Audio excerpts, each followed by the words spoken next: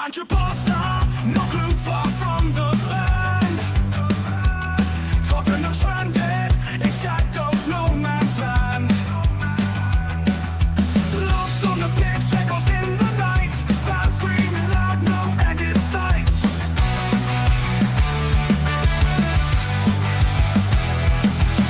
Shift the blame like drifting sand. Promises empty, no steady hand. Wandering clueless in the football nest. Wishing for a twist, but nightmares persist. Shift the blame like drifting sand. Promises empty, no steady hand. Wandering clueless in the football nest. Wishing for a twist, but nightmares persist. Where's the Leo who waited in vain? Pains us deeply every season the same. No direction, stumbling blind. Tottenham's lost its mind.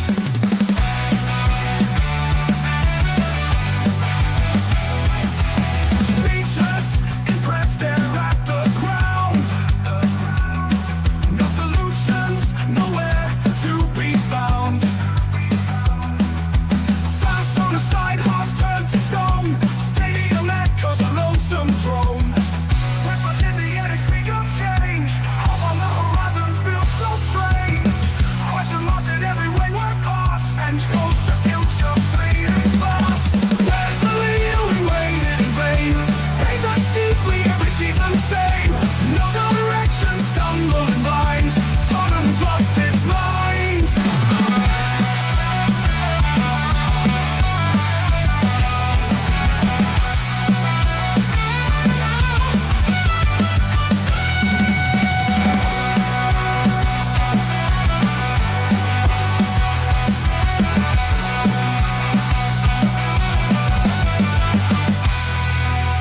Where's the Leo we waited in vain? Pains us deeply every season the same. No direction, stumbling blind. Tottenham's lost its mind.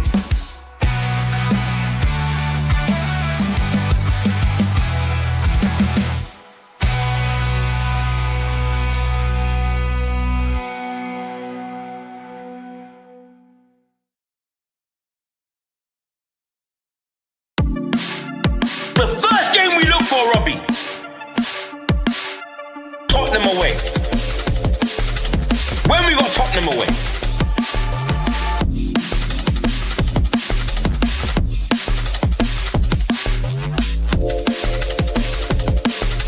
Tottenham away.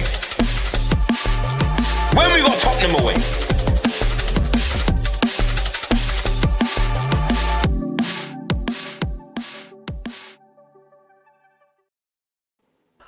What's happening, people? Welcome to Tottenham Away, the best place to be post-match day when Tottenham play, and you know this. Like, subscribe, hit the notification bell, all that good stuff. Make sure you also follow Football Heritage TV and the Spurs Danalist. I need to get his link up. I'll put it up in just a minute, guys. I didn't have it preloaded. So, people, I want to say this before we start. By the way, everyone in the chat, thanks for being here. Make sure you put your comments up during the show. I'll go for as many as we can. If you've got any questions for us, get your super chats in. We'll go through that as well. I just want to say this before we start, okay? Is it okay for us to be honest with what we really think? Because whenever we win big, it's amazing. The players are great. Ange's a god. Levy's backed him. But when things don't go to plan, we've got an issue with some players, Ange's tactics. Did Levy back him? And what I fear isn't the different fan opinions. It's these toxic videos, this nasty, evil-centered shit that gets put out there if you've got a different opinion, okay? So are we allowed to just have an honest chat? Because when we beat Man City, some of us said, can we see some consistency, please? And apparently it's the devil's work if you say that. But if you dare follow the crowd and just say, everything's great, everything's marvelous, everything's wonderful, then you're part of the team. You're part of Spurs and everyone else. Can I get everyone's approval tonight? Is it okay if we have an honest chat, guy? Are we allowed? I mean, we're going to do it anyway. Yeah. I'm taking the piss, obviously. You can tell I'm taking the piss. Big up We to go Ian full in the happy chat. clappy today. Ian. Big up to Ian who came. And fair play to Ian. He shows up, win, lose or draw. And that's what we want, right? That's what we want. But listen, we'll go around quickly. Say your hellos, everyone. You are allowed to say whatever you want. Tottenham Away is a channel like a few others, like Dan's and Sava's. Where, do you know what? We say it as it is. And if people don't like it, then I don't know what more we can do. Sava, what do you make of that one? It completely different to the Man City game, I felt. Yeah, look, I mean, sorry, I'm eating loads because I've just streamed for 4 hours, so I'm just like cramming in chocolate and sweets so I stay awake. Look, first and foremost, I wasn't expecting another Man City game. I think what people have got to remember is the result of Man City is the anomaly. It's not the norm. I mean, people have, I think a lot of people now think that that's the benchmark. That's how we have to play each week. It's not. But today it was a case of, can we, all right, we've just beaten City at home. Can we now beat a very out of form Roma at home to consolidate ourselves in that top 8? And then we put in that performance. Listen, you'll come to me later. I won't say too much now, but I thought we did some brilliant things today. And I thought we did some terrible things today. And that performance for me just summed up my opinions on Tottenham as a whole, that we are inconsistent. Nothing's changed. Like, I'm not saying from City. I mean, all season, sometimes good, sometimes shit, sometimes good, sometimes shit. And I'm just struggling to understand why so many people get offended by me calling Tottenham inconsistent. I don't understand it. But again, tonight, we saw it. So I'll let you move on while I eat some more Malwams. I've got 3 left. And then I look forward to talking to Ian about Archie Gray in about 20 minutes. We'll let Sava have his Malwams. I've got peanuts ready for when Ian schools us and on to celebrate Tottenham. I've got some Revels because you never know what you're going to get. So that's a terrible pun. That's an absolutely shocking pun. Other sweets are available. Dan, have you got any sweets there, or no? I just had a bowl of cereal, got a coffee. Yeah, I'm all good. Pretty normal behaviour. Yeah, what did you make of that one, Dan? From the highs of a 4-0 spanking against Man City at the Etihad to a very up and down game where, let's be honest, anyone could have won it, but a draw was probably the fair result in the end. Look, big up to everyone on the panel. Big up to everyone in the chat. Look, it's disappointing, isn't it? You just were hoping that we would build a bit of momentum, get another win, 2 wins in a row. The players, they just weren't up for it. We had no control of the football, especially that second half. It's just, why couldn't the players get up for this one? It's a home game. We needed the 3 points. Roma, they're not in a good place. Just nothing makes sense. Look, I couldn't predict the result. I know I gave my prediction before the game, but I wasn't really confident of the prediction. This is what Spurs do. They're so inconsistent. One good performance one week, next week, nothing great. And I'll tell you what, if we play like that on Sunday against Fulham, we're going to have a problem. Yeah, I think if we play like that in most games, you don't know what the hell's going to happen. But we're going to get into it. We're going to break it all down. We're going to discuss it all. Mari, I know your camera's suddenly just gone AWOL, but how you doing? You good?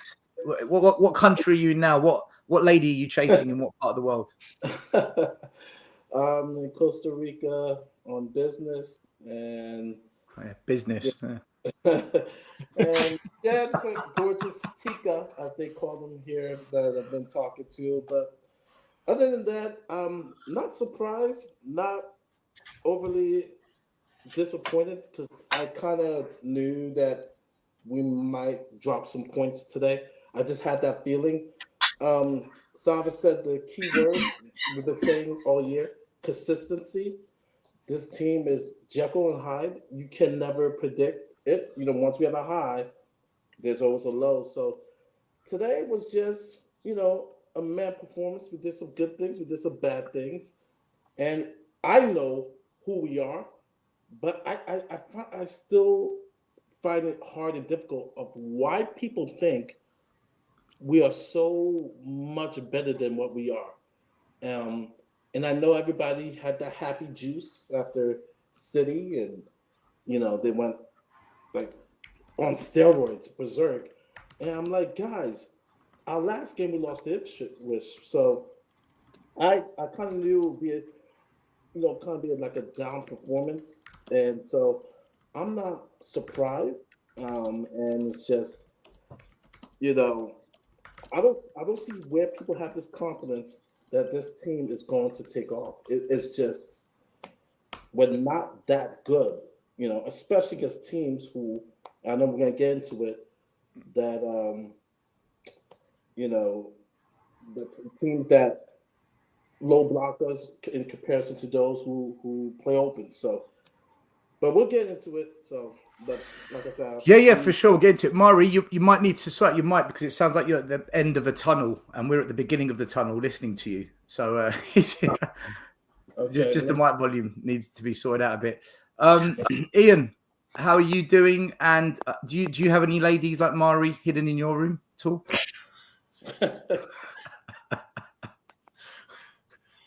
Well, listen, it was a flowing open game, wasn't it?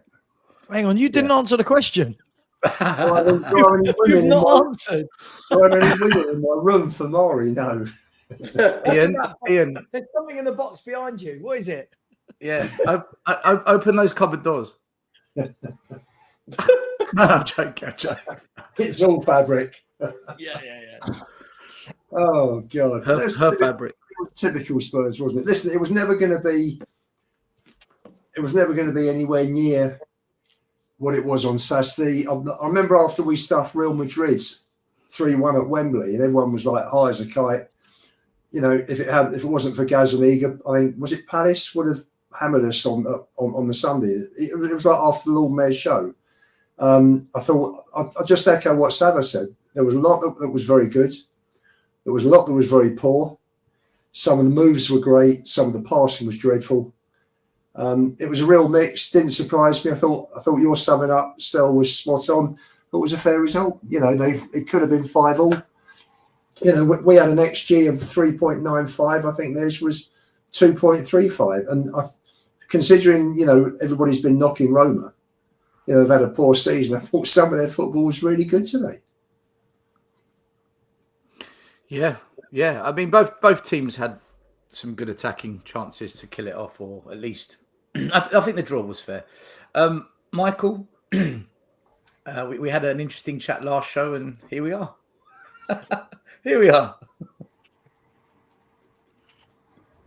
Wait, which one are you referring to? Where we spoke about should we be getting really excited because we smashed City 4-0? Wait, wasn't that that was 2 or 3 weeks ago? No, we played Man City on the weekend, Michael. Yeah. No, I was mentioning that. No, never mind. You know what? Never mind. As I said in the lobby before we started, I don't know how to feel about this game. It felt like we kind of did enough offensively to, at certain points of this match, take control of it, just score a couple goals and put the game to bed. But then we didn't capitalize on the chances we got. And then from what was a bit of a solid defensive performance, we completely went apeshit in the second half, which was I don't know how to quantify what I saw today. It's as Sava has said, it's just inconsistent when you watch this team. And yeah, that's Spurs, but I have to say one thing. I have to big up 2 Polish teams in the Conference League who are both undefeated and sitting second and third behind Chelsea in the table. So good job to you guys. I am really proud. And yeah. And do you want to name the teams? Yeah, Legia Warsaw, probably you guys. Yeah, of course. Yeah, famous. And the second one is Jagiellonia, which you probably haven't heard, but they were unexpected champions of last season, and suddenly happened to be doing really well too in the Conference League. So big up to them, and big up to the half Polish guy that played today on the Roma side. Actually, 2 half Polish guys. One of which was Nikola Zalewski. He came on in the second half. And actually, Paulo Dybala, I don't know if you guys knew, but he's half Polish, so big up to him. Was Zelensky the one that was offside a couple of times when he scored? No, that was Dobbik. That was a Ukrainian Dobbik. striker. Yeah, Yeah, he was all right. You're talking Ukrainian about boy like was all right. two goals in like the beginning of the second half, right? Yeah. Where both were offside. So that was Dobbik passing, if I remember correctly. Zalewski was playing right wing back when he came on in like 60th minute. So that was him. Big up to the Polish massive. Big up to the Polish massive. Very quickly, just got a couple of super chats I want to do. Thank you to Rakdos Madness for becoming a channel member. And Phil Coys, big up to you both. Mark Swifty, how you doing, brother? Was the end of that game Spursy? Sorry, cannot say that. Big up all. Yeah, it was Spursy. That's exactly what Spursy is. Ian, he says, Slot has had 4 months, just saying. We'll discuss that as well. We will talk about it. You're not allowed to say that word, Spursy. All right. It wasn't Contable. So just got one more super chat just came in there from the Assassinator. Great name with a machine gun. Lovely. Just would like to add we conceded 2.30 XG against City and 2.3 XG against Roma. Similar defensive structure in both for me. I think the defending was completely different in both games, if I'm going to be honest with you, the Assassinator. But we'll let the panel discuss. So, chaps, just a few things. The starting 11. Forster, obviously, now the goalie for Tottenham Hotspur. Ange coming out and saying he's not going to be playing the youngsters or signing anyone in January. But that could mean anything because, as we know from Ange, he says one thing does another. But Forster started. Porro, Dragusin and Davies, the same back four, except Archie Gray came in for a Dogie. Saar, Bentancur and Kulu, the same midfield as Man City, except Bentancur came in for Bissouma. Kulu takes Madder's place. Maddison moving onto the bench so that Johnson could start in the front three with Solanke and Son. The match stats, we shared possession. It was 50-50. We had 6 more shots. Both teams had a lot of shots. We had 12 on target. They had 7, which is high for both teams. And the passing was pretty much even. Clear-cut chances was even. So everything was pretty much even, including corners. So a draw pretty much tallies up with the stats. This result, however, does mean we've dropped out of the top 8 for the automatic qualification, which now makes that Rangers game quite big. Otherwise, we are going to be under pressure to go through the automatic qualification. And we were talking about... sorry to ask, we are on level on points, right? With those teams in like 6, 7, and 8. It's just we're on level on points, right? but we are... Yeah, goal difference. Goal difference. Yeah, 2 goals worse off. Yeah. We were going into this game, and we did cover this after Man City.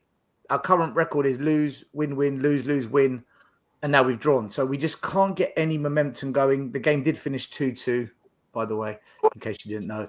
So when you just kind of bundle that all up, the starting lineup, the stats, us dropping out the top 8, the inconsistency, these are all things that we've been discussing every single week that a lot of fans struggle to swallow. They just struggle to comprehend these things, but yet it's happened again. And this is all we've been saying, that ANGEBALL is so inconsistent. So many of us, I know, Savvy, you were banging the drum for this one, along with Dan. After the Man City game, you guys were saying, stick with the same team. You've got to earn your place to get back in. Go with the same formation, same tactic. Just play counter, transitional, keep those defenders where they are. But we made a number of changes. Some very odd, I thought, substitutions at time. I thought Bentancur coming off gave all the momentum to Roma, although I understand why we did it, because Bentancur was looking like he might get another yellow card. But Sava, we didn't start with the same team. The performance was indifferent, and we didn't win. So it kind of adds up with the things that especially you and Dan were saying. Yeah, look, I expected there to be a lot of changes for tonight, if I'm honest. But I didn't expect him to go that strong tonight. And I think when you do go that strong, you've got to win at home. You know, we had all the excuses. And again, sorry, I'll have this chat with Ian a bit later. All the excuses about, well, if we play Galatasaray again with our best 11, this is what we'll do to them. I'm sorry. Again, we've shown we're not. Everyone keeps thinking we're just going to rock up and destroy the Europa League. I think it's an arrogance amongst our fan base that no other team in that Europa League can cope with Tottenham. On our day, we're bloody brilliant. On our day, we're bloody bad. And that's the difference. There's two Tottenham Hotspurs. Now, I'm not saying today we were bad. I thought we were indifferent. And normally, you know, still when we talk about a game of two halves, for me, that was a game of 4 quarters. I thought the first 25 minutes, I thought we were shocking. Forget the penalty. I thought we were shocking. I thought Roma were brilliant on the transition. Dybala pulled our pants down. Like, he was spreading play for fun, wasn't he, Dybala? For Roma, it's a shame for them that he wasn't fully fit and couldn't play 90 minutes. But he was excellent.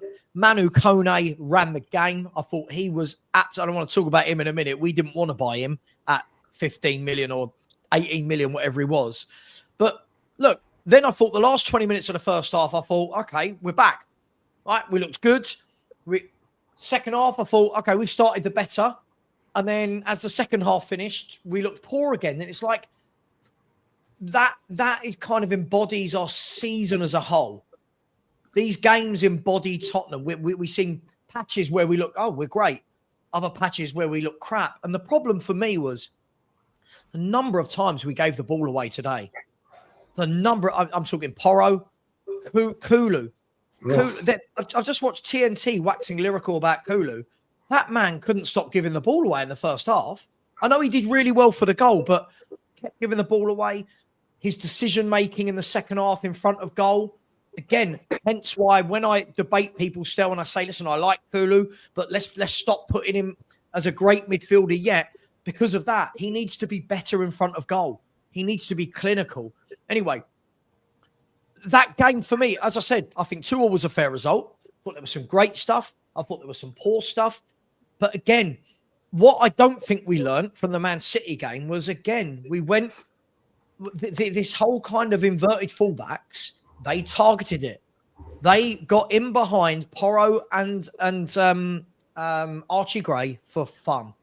And they kept switching the ball. They were superb at getting the ball 50, 60 yards switching. Every time over Porro. Every time over Archie Gray. And if I can see it, and if you guys can see it, I don't know how we don't stop it. I don't know how we don't go, right, drop 5-10 yards and stop that ball over the top. So for me, some really good stuff. I've got to say some positive things as well. I thought some of our passing moves in the second half leading up to the penalty area were brilliant. But I'm going to end it on this. For me, listen, I'm not upset by tonight. I'm not angry. I'm not happy. It's just, for me, this is Tottenham. This is what we do. And at the end of the day, we are not consistent. We have players that are fabulous at the weekend and then tonight look like in patches they've never played together before. And that's the difference. When people keep telling me we're going to win all these tournaments, inconsistent teams don't win tournaments. So we've really got to figure that out. And the very last thing I'll say, Stel, hopefully later on in the show, we're going to talk a little bit about Dominic Solanke. Hopefully, we are. A little bit. We are. Hopefully. There's a few players we're going to speak. I want to just give one last bit of credit. I thought Fraser Forster, other than the goal, which is a big thing, obviously, other than the first goal, thought made some absolute worldy saves tonight. But that was more on how many times we let them in rather than anything else. I mean, they have 3 goals disallowed. So look, swings and roundabouts for me. But again, it's the second test in a row in Europe where we've played a decent team and the second test in a row where we've not looked good. That's Roma and Galatasaray now. So far in this European competition still that I keep hearing we're favourites for, we've managed to squeeze past Alkmaar with a penalty. We've managed to squeeze past Ferencvaros, and we beat Karabag, who are rubbish. So, again, jury's out for me. Jury's out on everything, and I'll let someone else talk. I want to add on to what Sav was saying because I saw all the shows, and I'm not going to name names, but people are speaking with a lot of chess about the Europa League. We're the favorites. We're going to win. I'm like, how can we be that confident? And we're so inconsistent. It's really disrespecting the teams that are left in the Europa League. Yes, the Champions League format is different, so teams are not going to fall in. But there's still some good teams that can beat us in 2 legs. And our fan base, you know, like Sam says, it's like we're the favorites. We're going to steamroll these teams. I'm not seeing those performances. I'm not seeing them at all. And I feel that reality is going to hit us real hard, because if the players are thinking the way our fan base is thinking about these Europa League teams, we're going to have a big disappointment. And so I saw a lot of people speaking with chest. Oh, we'll definitely win the Europa League, and we'll definitely get past United and get to the semifinals of the Carabao Cup. I'm not saying not to have confidence about your team, but have some balance. Have some balance in regards to how you view this team, because this team is so inconsistent that you can't put your money on this team on winning anything with full confidence. Do you know, inconsistency usually stems from players not being as good as what people think they are. They're not rubbish, but they're not what you think they are up there. The reason teams like Man City of the past consistently win games to end up winning the league, because that's a measure of consistency, is top players turn up week in, week out, and they get results. Whereas our players, one week they look really good, and other weeks they just look very average. And I think the same applies to Ange. One week tactically you think brilliant, great subs, set us up right. Other weeks, mate, why have you waited so long for the subs? Tactically, why aren't you switching it up when we are up against it? You know, again, tonight, guys, I'm going to say it. 86th, 88th minute, we're clinging on to a 1-0 lead. They're putting the pressure onto us. Why are we playing it out from the back? Porro nearly assisted a goal. And again, we gave away a set piece from playing out from the back. Clear your lines. Ange, tell them. Do we need to play out from the back when we're clinging on to a 1-goal lead? I don't think we do. So, but look. Why can't he? Like, that's the frustration. I said this a couple months ago. The reason why I believe he's not going to be successful with his club, because he doesn't do the things that you need him to do tactically to get us over the line, right? Well, Murray, he does, but not regular. One week he does, one week he doesn't. This is the problem, isn't it? Well, Man City, it was front running, right? 4-0. I'm talking about a crucial, maybe semifinal game. We're up by a goal, and you're like, all right, let's hunker down. Let's counter like we did against Man City, right? Because it was really like CONTEBALL, right? We countered, right? We're up by 1. Let's absorb the pressure and let's hit them on the counter. This is where we score best, right? Why can't we make that adjustment? It's just, it's frustrating. It's absolutely frustrating. Ange just wants to entertain. That's all he's interested in, entertaining the fans. Were you all entertained tonight, guys, on the panel? It was an entertaining game, yeah. It was. It was a good game. It was entertaining. It was a good game. But we didn't win. If a neutral was watching that, it was. If you didn't support those two teams, guys, sorry. Yeah. For a neutral, it was mint. Yeah. Am I disappointed? Of course I am. Am I surprised that we conceded? No, not really. You know, if you don't finish your chances, I mean, how did Sonny miss that chance when the shot came off the post? I mean, it was 6 yards out, centre of the pot. I mean, just bang, just side foot it in. Finished 3-1. We'd have probably gone on and won 4-5-1. Also, that Solanke chance where he did that overhead, kick, whatever, and he had one more. It was like, I think we have to talk about. Hey, Johnson missed a chance. Sonny missed chances. Solanke missed chances. He could have squared it to Madders. He chose to shoot. What's his name? Werner. His crossing tonight. How many chances did they miss? When Ian says we could have won 4-5-1. At that time, we could have been 4-5-1 down as well. So allowed goals. Well, the stats are pretty close.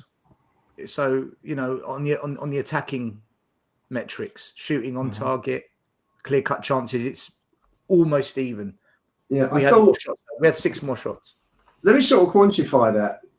When Sonny missed that chance, that was our purple period during the game. That was our best period. You know, and it's all about momentum and confidence, you know, and Roma are there. They've done really well for 20, 25 minutes. And all of a sudden, if, you know, you find yourself 3-1 down, you're thinking, Christ, you know, and it's mental. It's all mental, isn't it? You know, the way players cope with situations and goals or misses or whatever.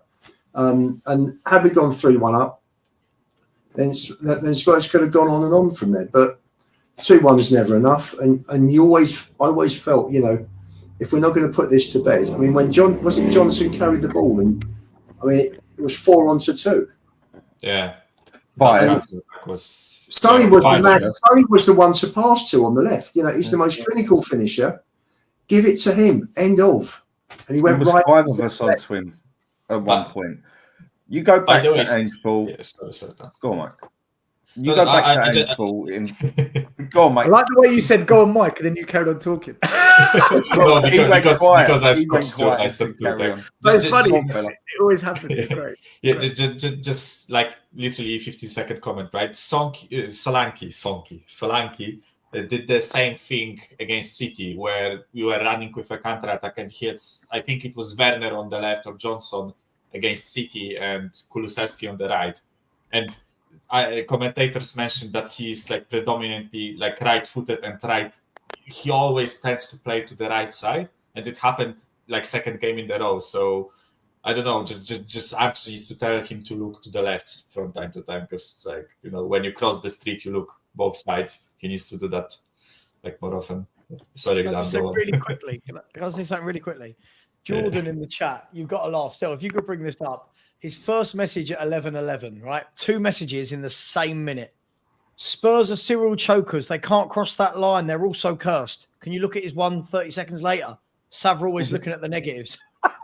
He's literally Spurs are chokers. They can't cross the line. They're cursed. Savra's negative.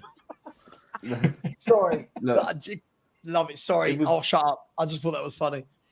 It was blatantly obvious what we did there. We high pressed again, inverted wing backs again, and there we go. There's your answer. You go back to ANGEBALL again, the phrase that's pissing everybody off no end. There you go. I mean, and in the last 10 minutes, we had some real pressure on us, and in the last 5 minutes, they were proper on it.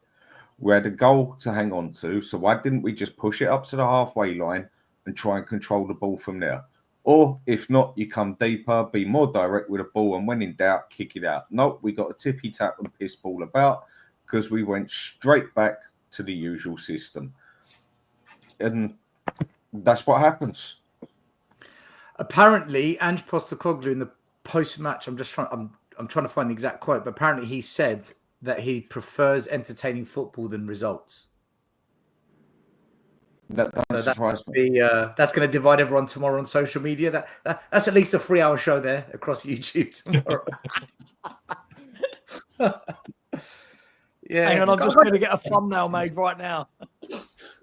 Yeah, Circus FC. Guys, I do want to talk about that first half, because the first 20-odd minutes, Spurs looked like they didn't know what was going on.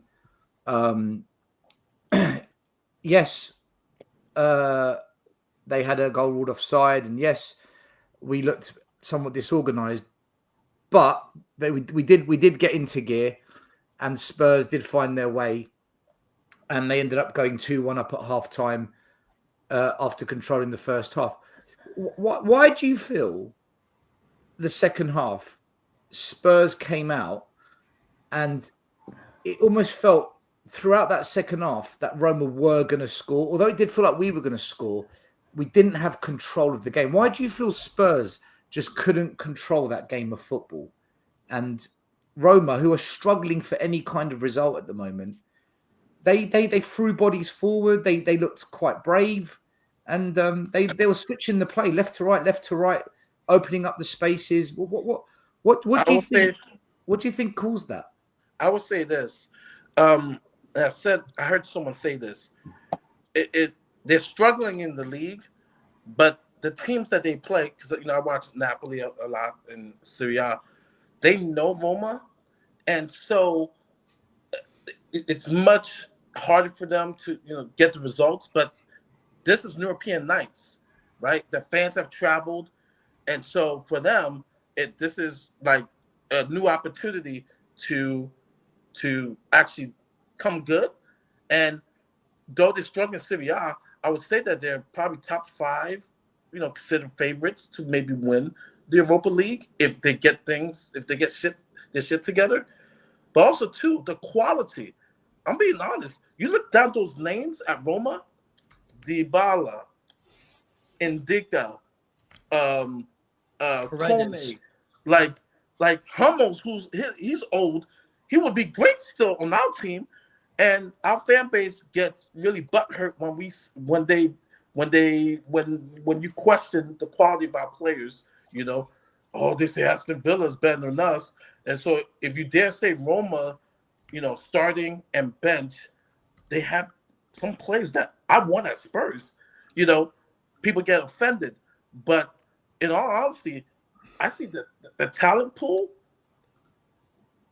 Roma has some better talented players than us, and that's the truth. I'm being really honest. You know what, Mari? If I'm a Roma fan, go on the coach on the way back to Heathrow or Stansted, I'm pretty happy with how my team's played tonight. Yeah, definitely. You know, Ian's got a few bob in his pocket. Heathrow, not Stansted, not Luton. Heathrow. But in all honesty, guys, that some of the players of Roma, you brought up the subject. How many players in Roma would you take from the starting 11 at Spurs? I could think of a couple of players. Especially today when we rotated, right? When you compare like some of the players we played today and some of the players they played, right? I would definitely take Ndika over Davies, with all due respect to Davies, right? Or like I would take Manu Kone. I would. It's like Sule. That's Sule. Right? That's Sule that came on looked quite good. But by the way, I feel like their team is a lot more, like in terms of quality, consistent over. Like if you look at different positions on the pitch, it's not like they have like a clear weakness or a clear player that's like way below the level of the rest of the team. I felt like today we didn't really have, like sometimes you look at teams and you know that this player is the weakest and you can exploit that part of the pitch, right? That is the weakness of the team. I felt like their team was a lot more like, flat in terms of quality, balanced. Yeah, basically balanced. Right? I think we've got a better squad overall than them. Yeah, overall we've got I feel like we have way more players that are lower in quality, but way more players that are like a bit higher in quality. That's how I disagree. Not way more. Like way more is a weird saying, but I don't know. I just feel like similar to our like form, we are a bit like sinusoidal, right? Where we have lows and highs. I feel like they are more like a like a flat line in terms of quality. That's at least like my feeling. And when I watch them, it's how I feel, right, about them. Listen, Roma, they realised in that second half, they thought we're not that great. Yeah. They realised we weren't that great, and they just took control. We don't have anyone in that team who can keep the ball, keep it moving, slow the play down. We're just so push and run, get it up front. There's just no control. And, it's all right playing like that, but you've got to take your chances, and we didn't tonight. So we have got players who can do that. And Who? just Bentancur. He's only done it most of his life in Italy.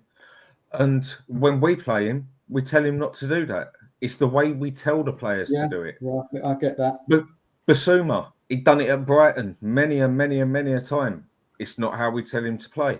I know we haven't got many players that can do that, but we have got players that can control the game from midfield. I told everybody like on WhatsApps and that, don't write these boys off. They ain't no mugs. They're having probably their poorest streak of football since 1970s or whatever, or 80s. But they're not no mugs, and they've got quite a good team if they can get it working properly. And we just went back to our usual way. Again, it showed. And they got more confident as it went on. And then they opened up the sides a lot more, focused on Archie Gray a hell of a lot, and Porro, because they saw that's where the weak spots were again. Ange, I thought, made a proper intelligent move the other day, covering the right back with Kulu. because it was obvious he was going to need help there. But where was Archie Gray's help today? And where was he on most of the left all the time? If most of the game I watched, he was actually in the middle. And he got overlapped quite a few times where he was stuck in the middle. Yeah.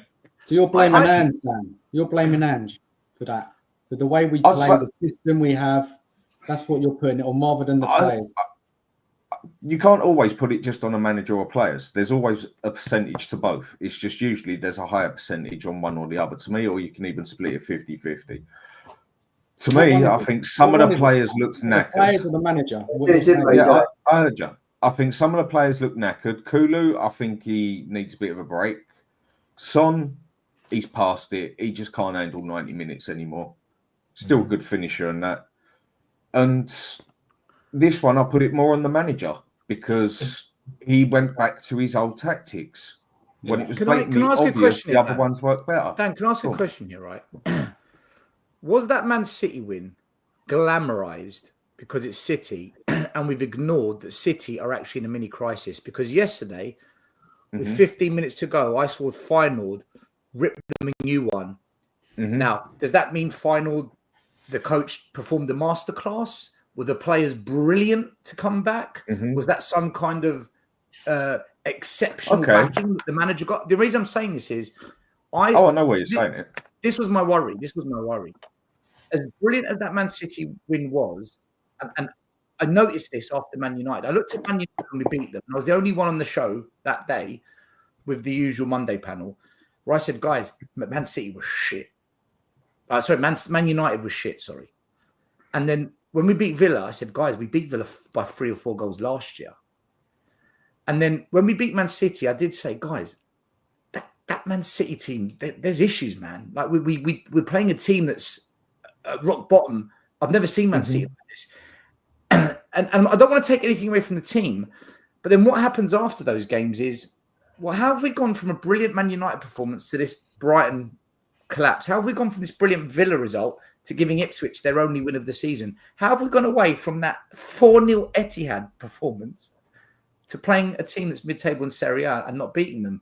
I think a lot of our wins this year, as brilliant as they've looked, either it's suited the opposition we've played or it's glossing over something going on in the background with the opposition as well. But you can't say that because it means you hate Spurs. It means you hate your club if you dare ask that question.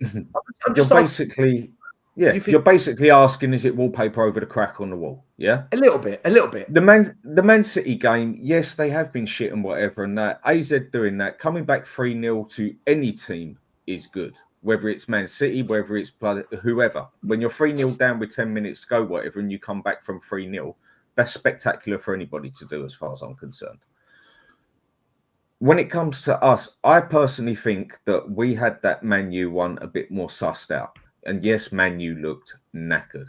But I actually think he got something right there for the certain places that we actually focused down the middle. We didn't invert the wing backs. Only once or twice you saw them inverted. We overlapped.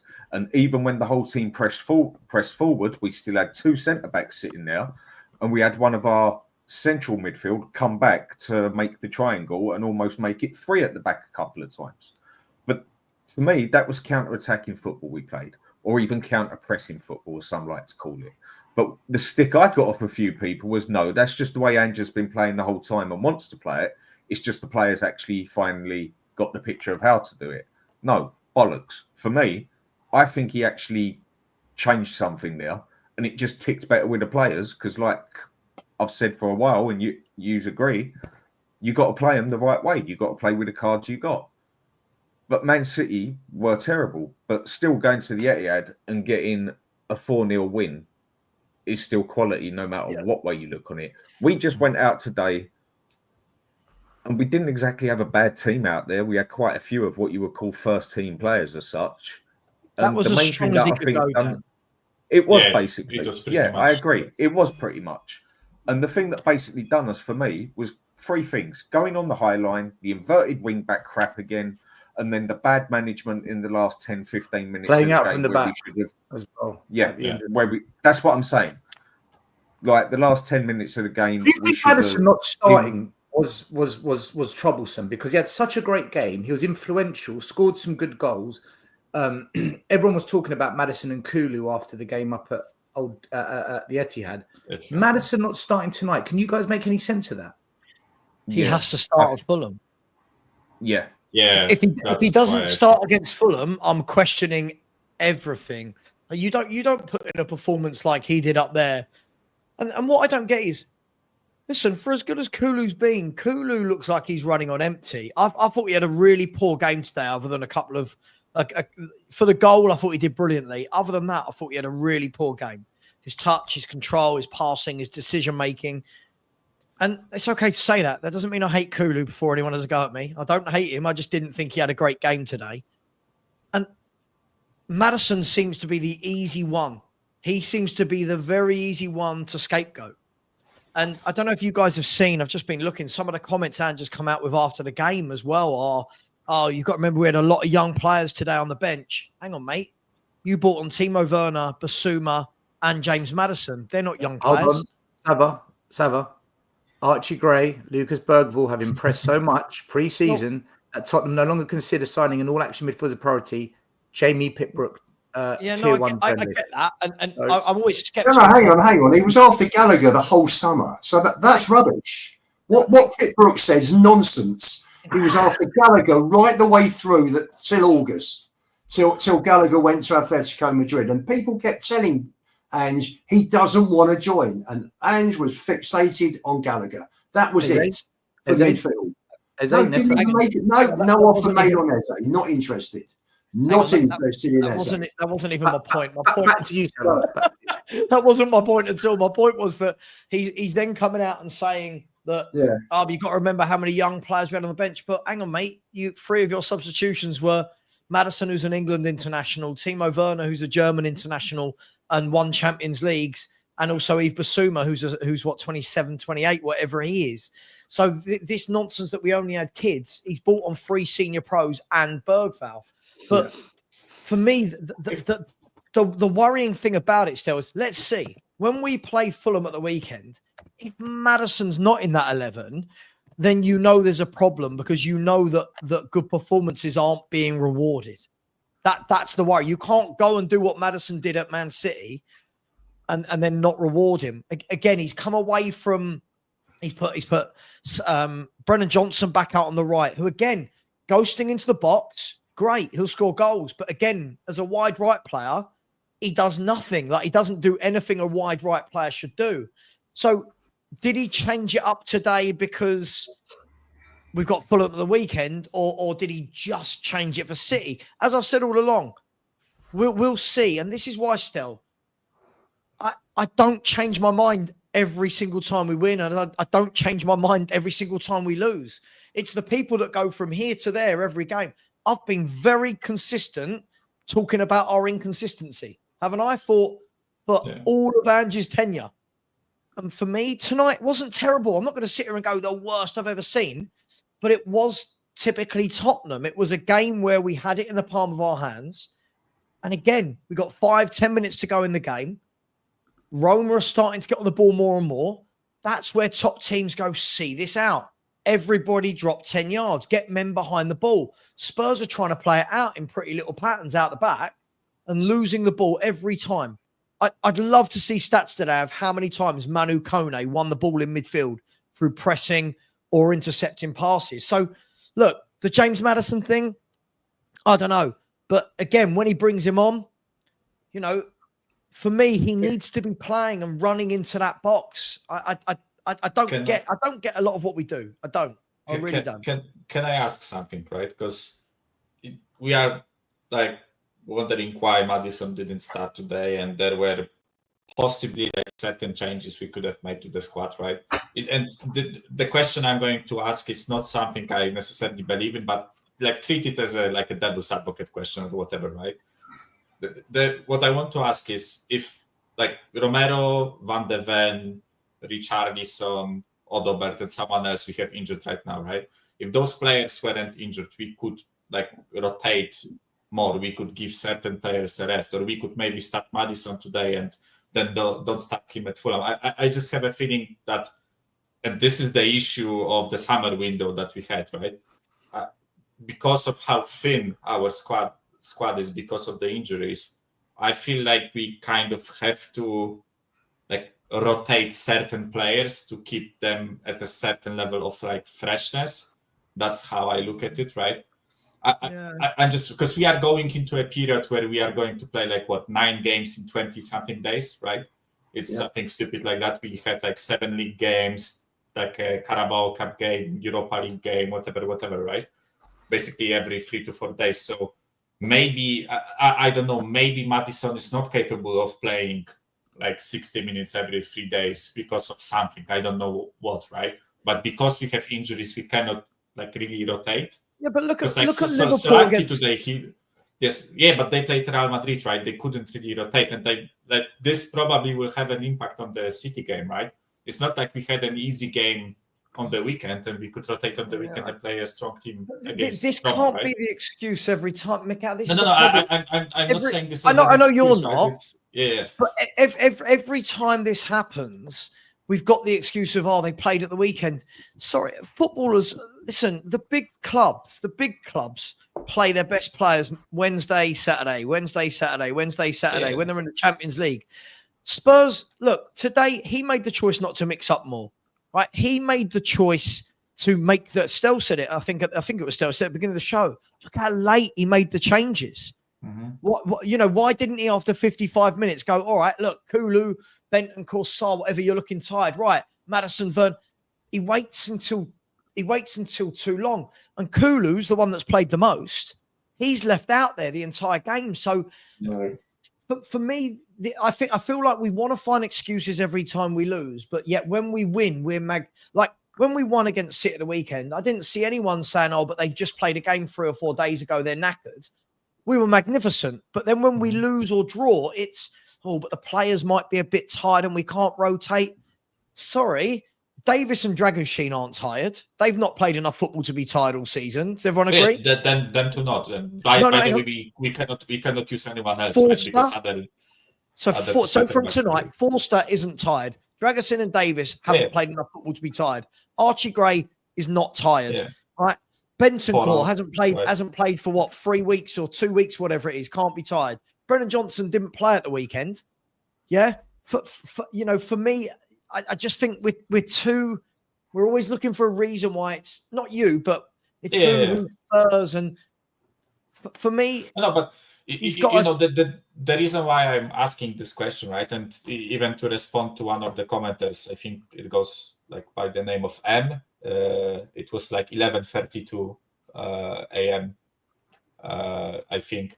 Everything has injuries, though. Look at Arsenal this season, Newcastle and Chelsea last year. It's up to the manager to be flexible and adapt his squad, right? Yes, I completely agree with that, right? But like injuries have an impact on the squad, right? You say that Newcastle adapted. They went on a huge losing streak in December, right?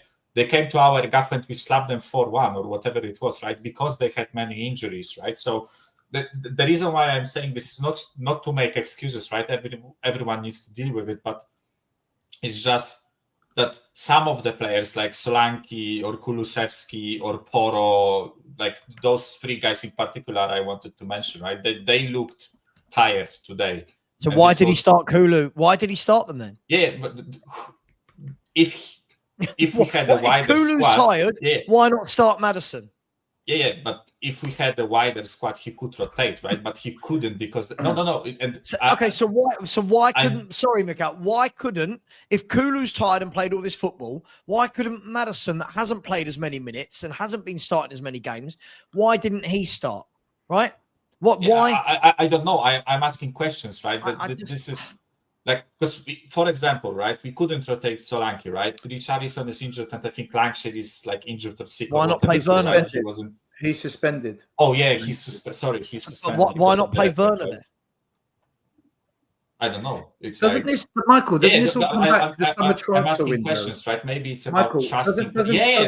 I'm pointing the finger at Levy and transfer window, right? This is my issue with this. Like, I think the reason we are in this predicament where some of the players are tired, or we aren't using the squad, or we cannot use part of the squad, is because the manager doesn't like trust them. I know. It's hard to articulate. Why not start Bergvall? We apparently, he wanted. We poached him from the Yeah, grass. to this is partially my question, right? We should start him if he's part of the squad, right? But we didn't, so clearly Ange doesn't rate him. Ange doesn't Yeah. think he's good enough to beat Roma. Otherwise, he'd start him because he starts Archie Gray every Europa Cup game. yeah. Who was actually missing? I Who was couldn't- missing today? Can I ask? Sorry, when we're talking about this squad depth, Yeah. who was missing today? Vicario, Romero, and Van der Ven. Okay, so Vicario, let's be fair. Richarlison, you can count him, right? Right. So how Odegaard. many difference makers were missing today? Sava, maybe the question should be: how many players were missing from the weekend win against Man City? Because that team seemed to be brilliant enough. So who was missing for the weekend win beat Man City? And then when you put it like that, there's no excuse. You actually added Bentancur. Yeah.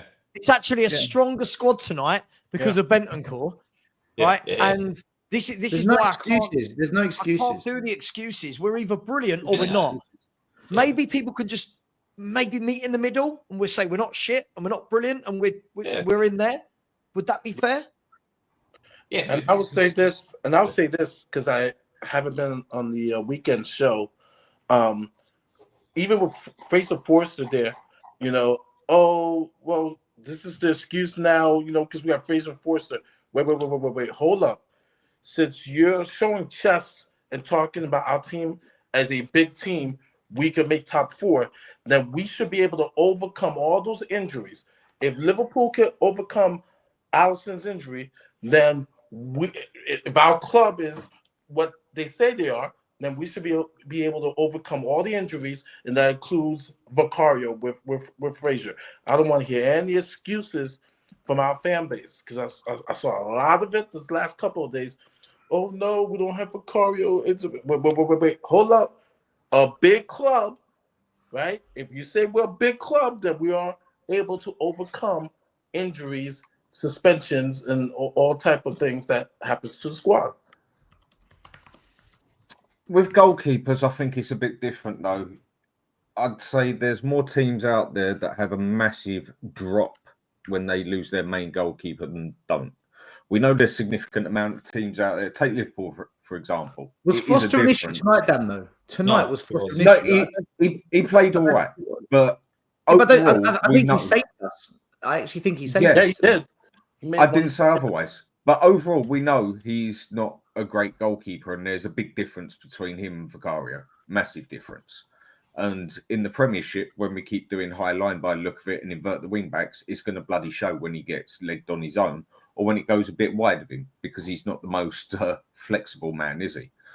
But other teams, I don't think they have as much of a drop from goalkeeper to goalkeeper. I think it's a massive drop between Vicario and him. Teams prepare well, like Real Madrid losing Courtois, still able to win the league and we ain't Real Madrid.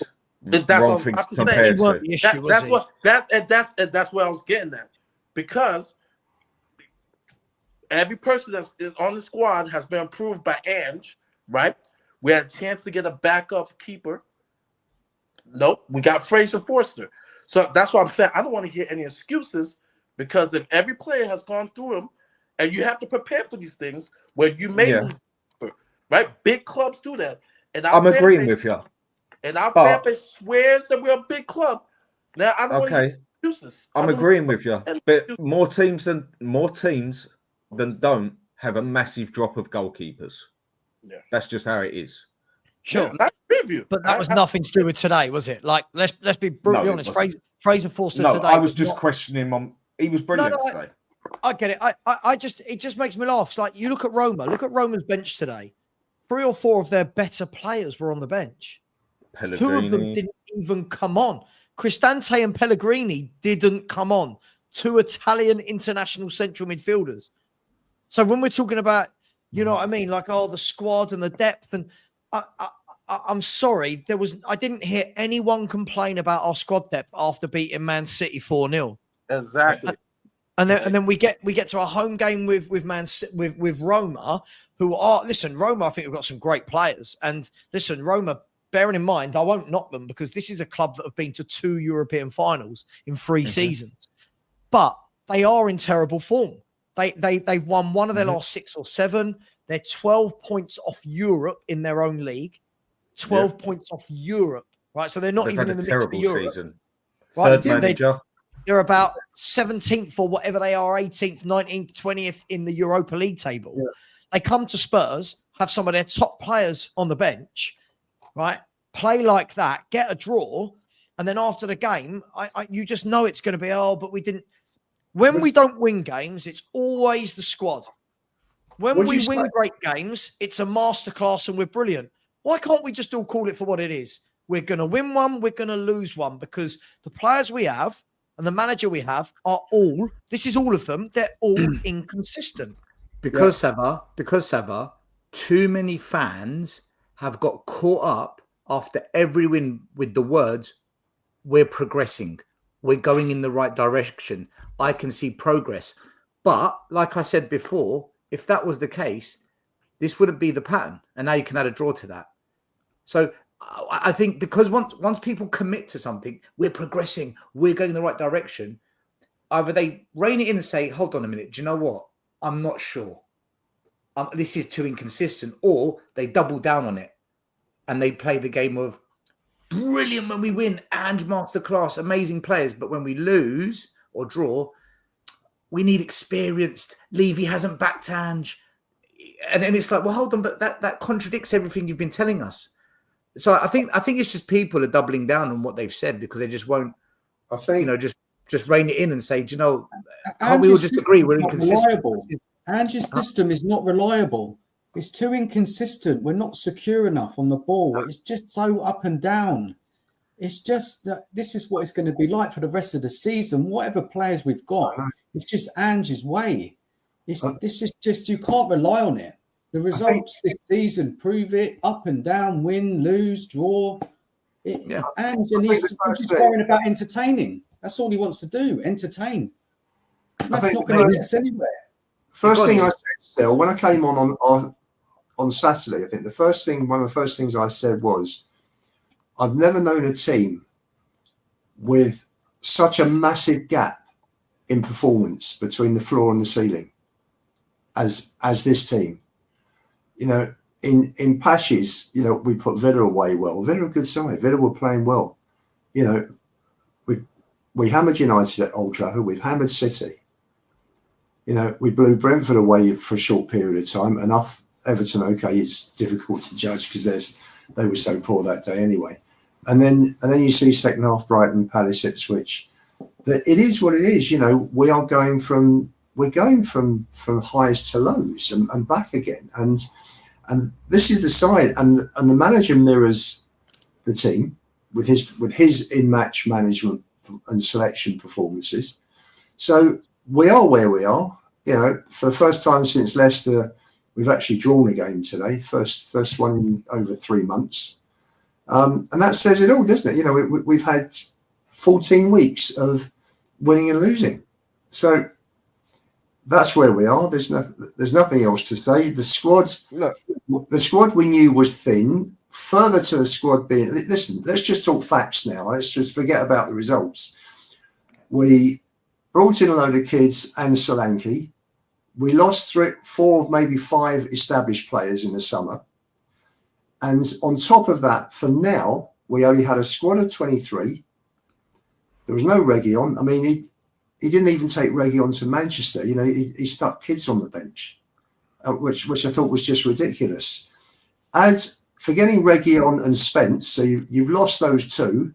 You've also lost Lancashire, Moore, Richarlison, Odegaard, Vicario, Van de Ven and Romero. So you've got 7 players there that would be in the 20. We beat Man City 4-0 without them. I'm not prepared to put Moore and Odegaard in that conversation. They're kids who have done nothing for Tottenham Hotspur ever. And like Richarlison's dog shit. I mean, like we've got to be. Come on. I wouldn't say he's dog shit, Sav. You know, 13 in 12 games last year is not dog shit in the Premier League. Bollocks. Don't even do that one. That was just a patchy spell that took him 50 bloody games to do it. Well, that's it. He's not the honest fact, but he's not dog shit either. Ian, let me ask this, Ian. If you could sell Richarlison tomorrow, would you sell him? If you could sell Richarlison tomorrow, would you sell him? Definitely. Well, there you go. I would do. No, I would do.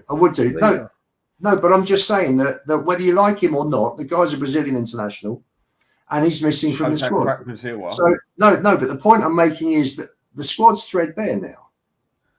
Yeah, I is, get that. But what you're not saying down to there, their with bones, but- Charlison, it took him 50 games to start scoring goals. 50.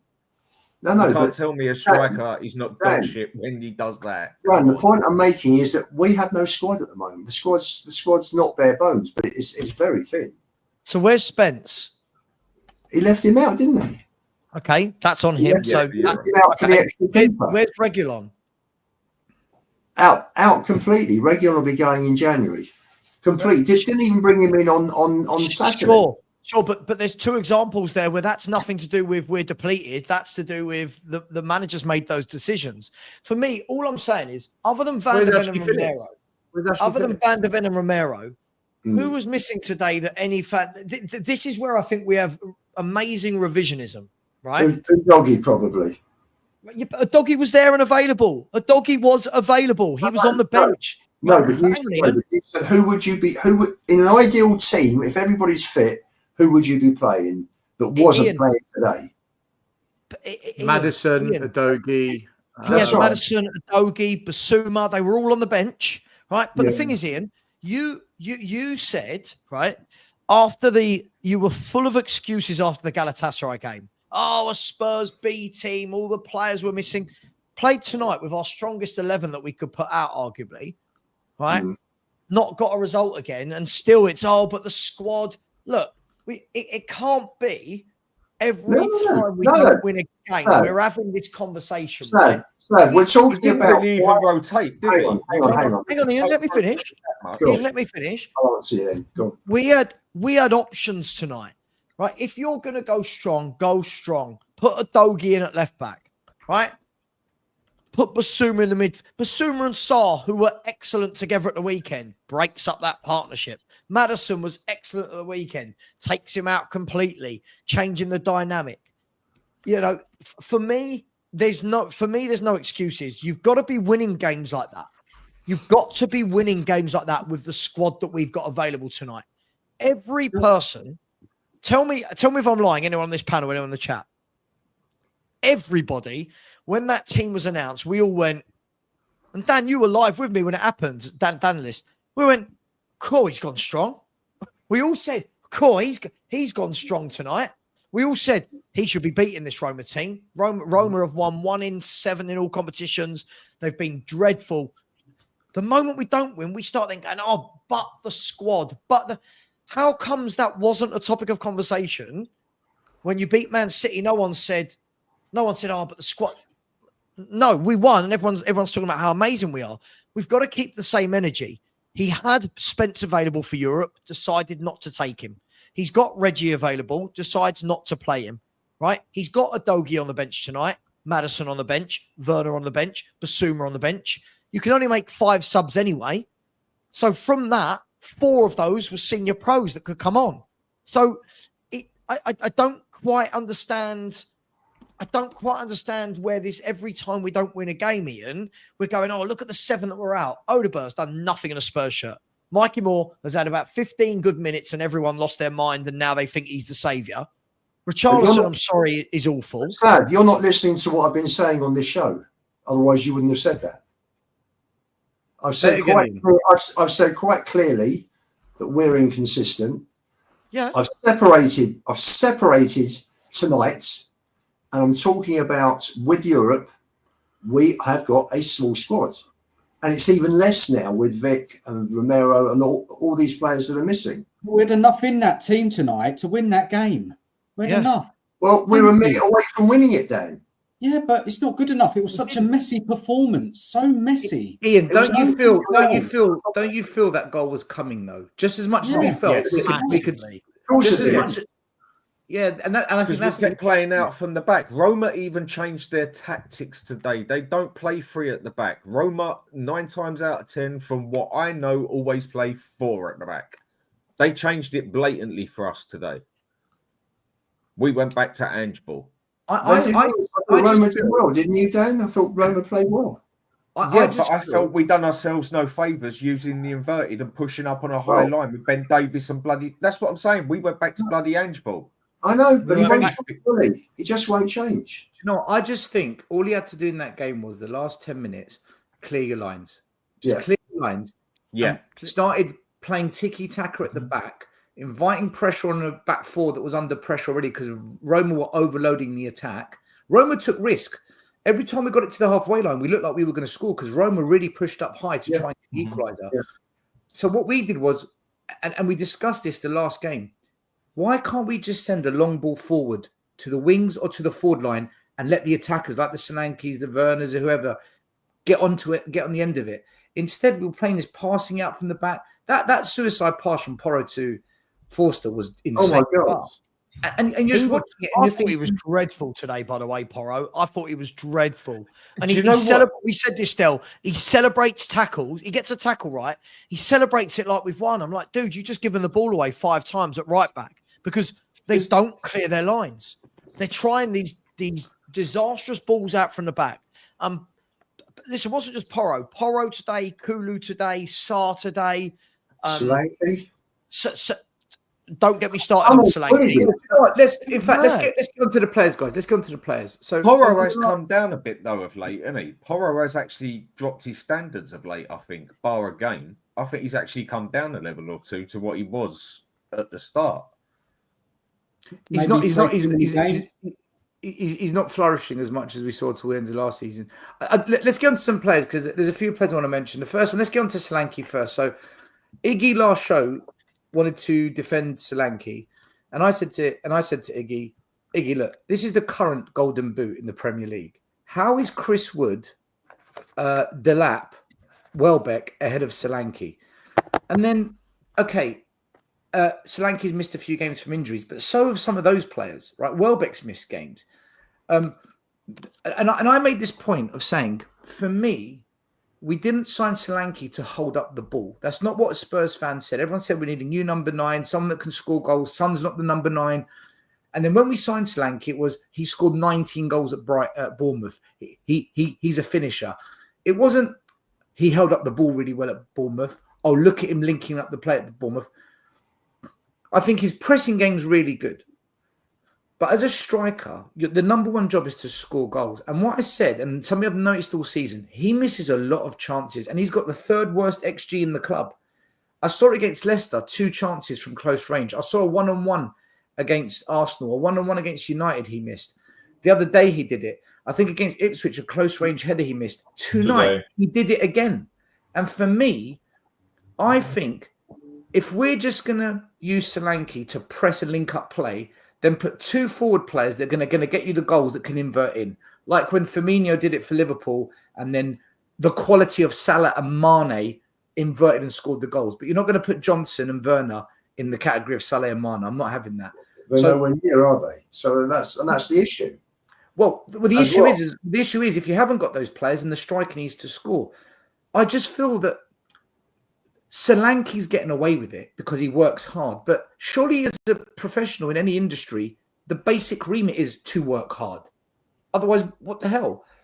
Guys, what do you think of Solanke, right? I know the whole give it time, let him bed into the squad, but he doesn't score the goals, especially when you most need it. I think it's funny, actually. Just 2 things I would just want to say about Solanke. One was a comment made by the guy behind me who said that first half we were creating a lot of chances in that period. Where is he? You mean behind you in the stands? and we're looking at the wall behind you, Vicky. And not many of them fell to Solanke. They were going to other players. So that's something we could look at. The other thing that I noticed more than anything else was that Hummels bullied him. Won virtually every high ball that was played up. And Hummels just wanted it that much more. But what about the close range header that hit the bar instead of hitting the back of the net? The shot he had, which went wide. The shot he had, which was pretty much at the goalkeeper. Didn't try and curl it bottom corner or... That's what I'm talking about. The ones where the defender's done better than him, fair play, give the credit to the defender. The first one you mentioned, the first one you mentioned, I thought there was a fantastic save from the keeper, and then a guy dived across the line, didn't he? I haven't seen it on TV. I'm watching from where The we. one on the line was from Johnson. That was from Johnson. Yeah. It was, and then Solanke did the overhead. There was an overhead kick. I don't know how that stayed out, to be honest. The keeper said the overhead, if I remember correctly. I mean, you know, we haven't even mentioned what a keeper. I mean, he kept him in that game, didn't he? In that last 20 minutes of the first half, thought it was phenomenal. The keeper. But by the way, can I quickly ask you something, guys? Right, Stel, can you show the top scorers table again? This is the Golden Boot just for the Premier League, not all competitions. Guys, okay? I'm gonna ask you a question. How the fuck are we the top scorers in the league with the most goals, and none of our players are on this list? Because it's not only Solanke, none of them are there. Not Johnson, not Son, not Kulusevski, not Maddison. It's a great question. It's like we are getting the goals like throughout the whole team, right? But I think in those certain moments, like you mentioned, Stel, it is something that we said last season, right? We lack the vocal point. Johnson stepped up this season goals wise. Maddison scored, Kulu scored. I think our defenders as well have scored quite a few. Porro, Romero, Van de Ven Romero has like two. Yeah. It's so like I think everyone is scoring, right? But in those like critical moments when this is something what we said, right? We really needed that like focal at point Newcastle, at Palace, at Ipswich, at Brighton. Where are they? Exactly, right? Them, And tonight, when you need that third goal, where are they? Exactly, right? So it's like I don't. I'm conflicted with it, right? Because I fully agree with what you said, right? We signed the striker to finish the chances, right? And he isn't finishing the chances, so he deserves a lot of criticism, right? But he's part of the attack that has the most goals in the league, right? So I'm like, looking at this, I can't make sense of it, right? It's another thing with the team that I can't make sense of. It's like there's another side to it as well. The way I'm personally seeing it, I'm going to relate it to something that certain people ain't going to like. I'm going to relate the way the team has done it this season to Son. Son, for me, has never been a consistent goal scorer in the aspect of game in, game out. For me, Son has always been a patch player. And what I mean by patch is in a matter of 15 games, he might score 12 goals. But it'd be 2 hat-tricks, 2-2, and then he won't score for 4 games, if you get what I mean. If consistent goal score was the wrong phrase, whatever. But it looks a lot better than what it is, if you get what I mean. Because he scores in a high rate and then doesn't score for 5 or 6 games. Then scores another 3 and another 2, and then don't score for 4 or 5 games. And that's pretty much what we've gone and done why we're up there.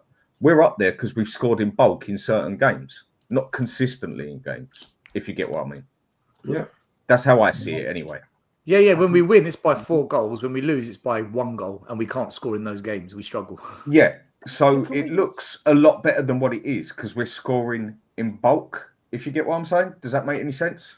Yeah, but how is it that it's not like, a striker getting a hat-trick when we win 4-0, right? Usually when you look at teams like, I don't know, Liverpool or City or Arsenal, when they win, 3 or 4-0, it's Saka gets 2, Salah gets 2, Haaland gets a hat-trick, right?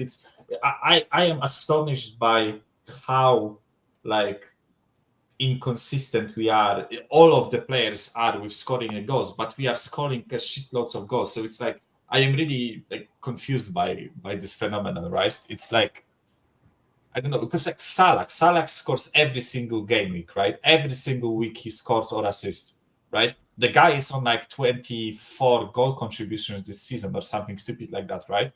It's ridiculous when you look at his numbers, but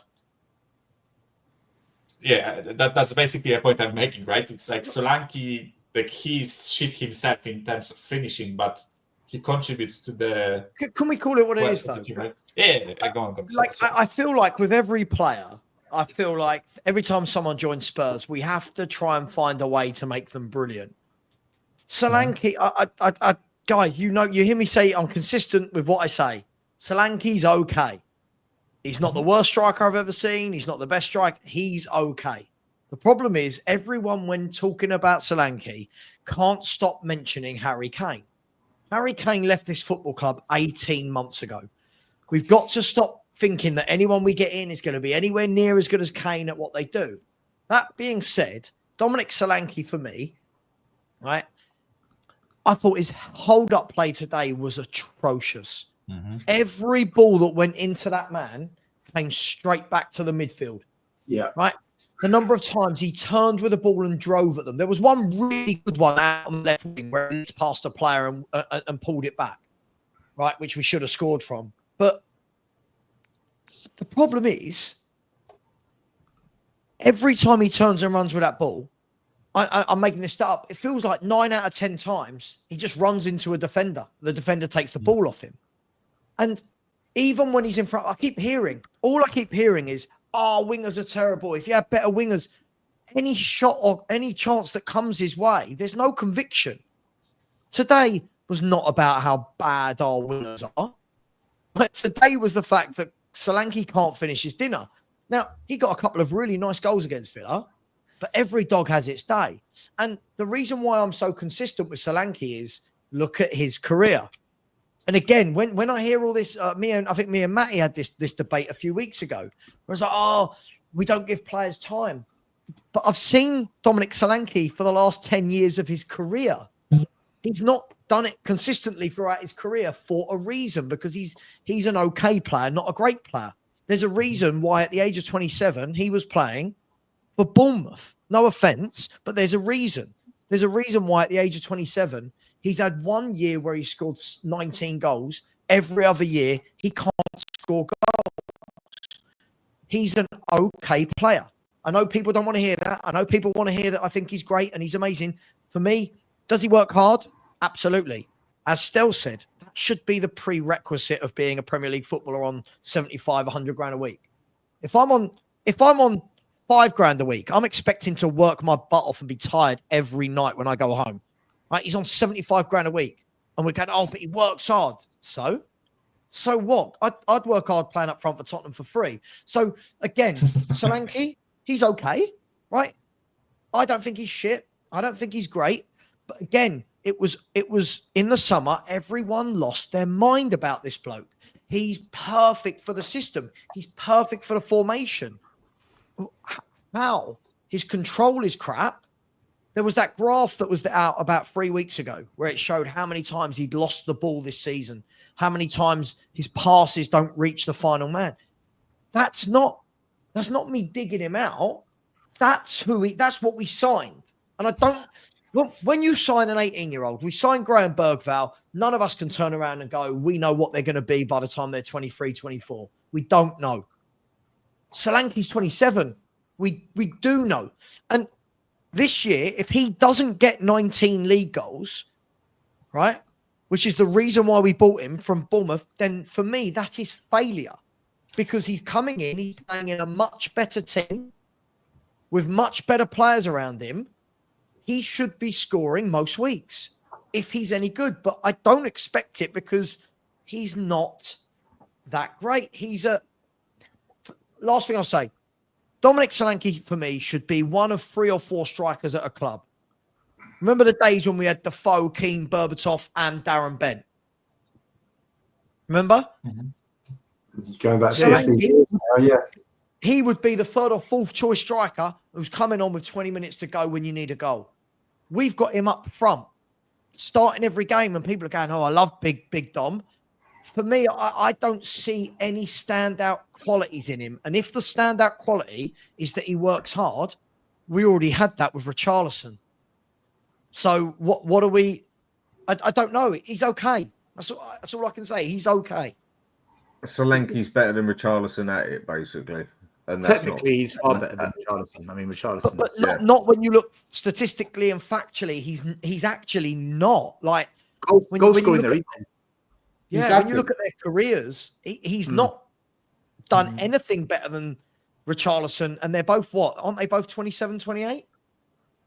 I think Solanke's like 1 or 2 years older. I think Solanke's had one good season, and that was last season, and that's all there is to it. People say he was at Chelsea, yeah, and they got rid of him double quick. When he went to Liverpool, yes, he won the league with them, and in 21 or 22 games, something, call it 22 games, he scored a goal in a season. A goal. And apart from that, he has not had a good he's not had a particular season that stands out anywhere he has been, bar last season. You can at least say with Richarlison, he's had 1 or 2 seasons where he's been respectable at where he's at. Look, Solanke's average. Solanke's quite a selfish striker as well, I think. I mean, I've seen over the last 2 or 3 games that he's had an opportunity to pass it so as to get an equaliser or a winner, and he's selfish. He's just average. He's not it. 65 million, not worth that much. We could have got so much better. Is he a crap player? No, he's just average. He's just not going to make much difference for us this season. We can't rely on him. He doesn't score enough goals. How many goals has he got so far in the Premier League? 5? 4 goals, 2 assists, I think, in 10 games. Yeah, it's nothing special. Nothing special at all. Michael, you said there's no Spurs players in the top 10. Well, the next 10, so the top 20, we've got 3 players. Yeah, so I think that's kind of what it is. They're just we could if they all score 1 goal, we could have 3 players in the top 10. Yeah, but this was like this was partially like the point I was trying to make, right? That a lot of teams have like a focal point, right? That they score goals, but there is one man that scores the most, right? For Brentford, it's Wissa or Mbeumo, right? For Liverpool, it's Salah, of course, right? For City, it's Haaland. For Arsenal, it's Saka usually, right? There is a guy who scores like a big bunch of the goals of a team, right? And we don't have it right now. And this is something that I really wanted Solanke to be, right? If we had the same amount of goals, but 9 of them in the league were from Solanke, right? I would be much happier. I would rather like Johnson and Son give 2 goals each to Solanke so that they give 2 goals, right? Just like alternate reality settings, right? I would rather have a focal point, right? Because then there is a guy that I can like constantly look forward to, right? Look at him to bail us out in situations like today, right? Where there were like 2 or 3 chances directly on him that he didn't score, right? Because like Son blazed one over the bar, right? And we expect Son to score. But normally this season, I think when he got the chance, there weren't many of them, but I think when he got the chance, he scored the goal, right? And I think, as Stelios has said, right, he's like, 3rd worst in the league in terms of like underperforming his XG, right? Something like that. It's like he should have, like based on XG, he should have scored X amount of goals and he scored only 4. So it's Mikhail, the problem is he'll grab a goal in the next game. Yeah, and everyone will lose their shit. And everyone will lose their minds again. I've just looked at his pattern for Spurs. Even his pattern for Spurs is almost like it was for Bournemouth, right? He didn't score for 3. Didn't score for 3 games. And then he scored for 3 games. Brentford, Qarabag, and Man United. I mean, Brentford at home, Qarabag at home, and Man United. Then he didn't score for 1, 2, 3, 4, 5, 6, 7. Then he scored v Villa, scored v Galatasaray. Now he's not scored in his last 4. It's like he'll grab every time he grabs a goal, we go, oh, but he's brilliant. And I just don't know why we can't be honest sometimes. Is he a bad player? No. Is he a great player? No. But I'm sorry, if you're going out in the world and you're given 55, 60, whatever he cost, and that's what you come back with, I'm truly worried by that. You could have got Saul 25 million. Dovbek was 25 million. And we've managed to go to 55, 60 for this bloke. It's madness. Yeah, but you know why, Saba? Because he's English. I think this is the only reason we paid this much money, because it's an extra 25%. Yeah, but also I think we shot in that market because we had those like homegrown issues, right? Whatever. I think those issues are solved now with the like amount of youngsters that will become homegrown, whatever, right? But I think I've been saying this during summer. I think we were looking at Tony and Solanke, and we've chosen Solanke because he wanted less money on the wages, right? Because Tony probably wanted something like 300k and probably rejected us. I think there were like articles that he rejected our approach, right?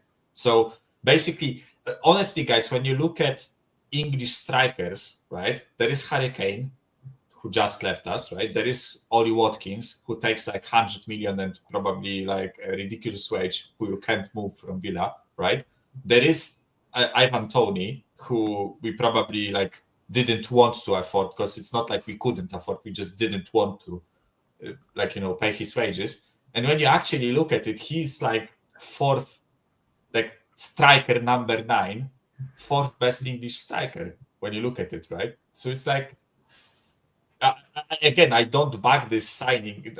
I mean, I'm not like fully against the signing, but I understand why we did. It's just numbers aren't backing him, right? It's hard to back a player. It's hard to back a striker when he has 4 goals in the league in 10 matches. That's especially with the amount of like chances we create for him, right? Because it's not like he's feeding off scraps. Like he has plenty of chances to put those goals right in, and he doesn't. So it's like, yeah, it's a sad thing really, because like I think he's I know this will sound stupid, but I think he's a nice guy, right? I like him as like a player, as a person, what he does for the team, right? But it's like at a certain point, as you guys said, there needs to be valid criticism on him because he's not doing his role properly, Michael, right? Michael, I think every single player except for Van der Ven is a downgrade on what we had under Poch. Oh yeah, definitely. I've been saying this consistently. I had to argue with people who tried to tell me that this Ange team would win against Poch team, right? the Poch team would fucking smoke them 5-0, and Dele, Kane, and Son in their prime would rip the defense. Eriksen, Wanyama, Dembele, Eriksen would rip that midfield, and Cole Walker and Danny Rose would eat Johnson and Werner alive. Still, can I tell you why you're wrong?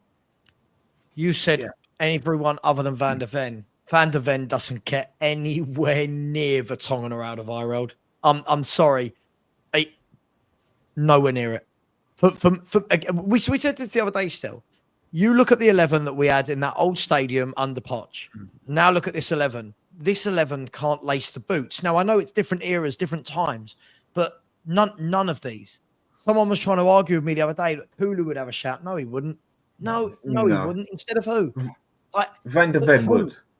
Even Son, who would? Van der Ven.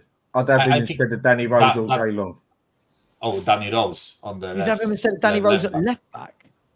Well, that's where he started his career, and that's where he plays for Holland.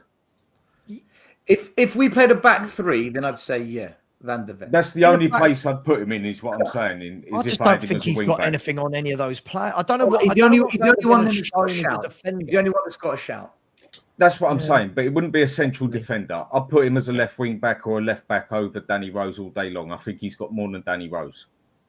But by the way, Van der Ven has time to grow, right? Because during 16-17 season, I think Alderweireld and Vertonghen were like 27, I think, if my 28, something like that, right? So he has time to move on. It's nothing like to be ashamed of that he as a 22 or 23-year-old isn't as good as like Alderweireld and Vertonghen, who, correct me if I'm wrong, but we had like one of the best defensive records in that season, right? 16-17 season.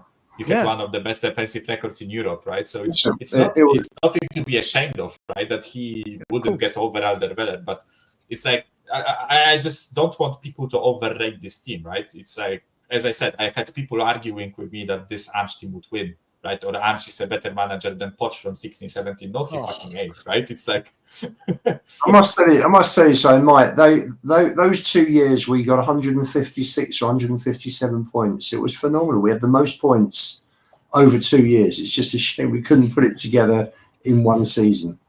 Top of a 2-season league. You've never seen that. There isn't one player today who would get into that team. Not one. Nowhere near it. Not one. Near it, mate. You look at it, and the way Walker and Rose played, they pushed players back. I remember Chelsea came down, and rather than attack, Hazard was defending the whole time. Rose was brilliant. That's what they did. I don't know how Van der Ven gets in above him. They pushed attacking forwards back because they had to defend the whole time. It was phenomenal. That I'm saying would stand a chance. He's And that was closest one. Rose Van could der Ven defend over and the road. attack. Walker could defend and attack. The players we've got now. I said the other day, Van der right? Ven has done. Yeah, but I want to see Van der Ven in a team that defends. So far, what we've seen Van der Ven be good at is the recovery man, right, Yeah. with his pace. I want to see how good is Van der Ven in a team. And I'm not knocking him. I don't know the answer to this question. How good would Van der Ven be in a traditional back four when he's not asked to play a high line and he's not relying on his pace? That's when you see how good a centre half is. Not the pace. I want to see tactically his feet. I want to see his positioning. Because when I see Van der Ven and Romero in our own box and they're not high up, they're all over the shop. They're all over the shop. When you're on the left or on the right, tackling isn't the highest part. If you're a fullback, then yes. But if you're going to be sort of like a controversial wing-back, fullback sort of thing, not quite either of them, then pace and dribbling comes into it, and being able to pass and cross it comes into it as well. For me, it'd be a close call. I think Van der Ven, personally, I would pick him over Danny Rose on the left. But that is just opinion. If I'm having him as a wing-back. Dan, what I think Sava's getting at, and I'll just give you one. I know what he's getting at. I'm just giving my opinion to it. I'll just give tactically. I'll just give you one game. The game at United. United may have been poor that day, but Rashford was good going down the left for periods of that game, and Garnacho when he was on the left second half, and Porro did a really good job against both of them, and he was stretched, he was pushed to the limit, Porro, that game.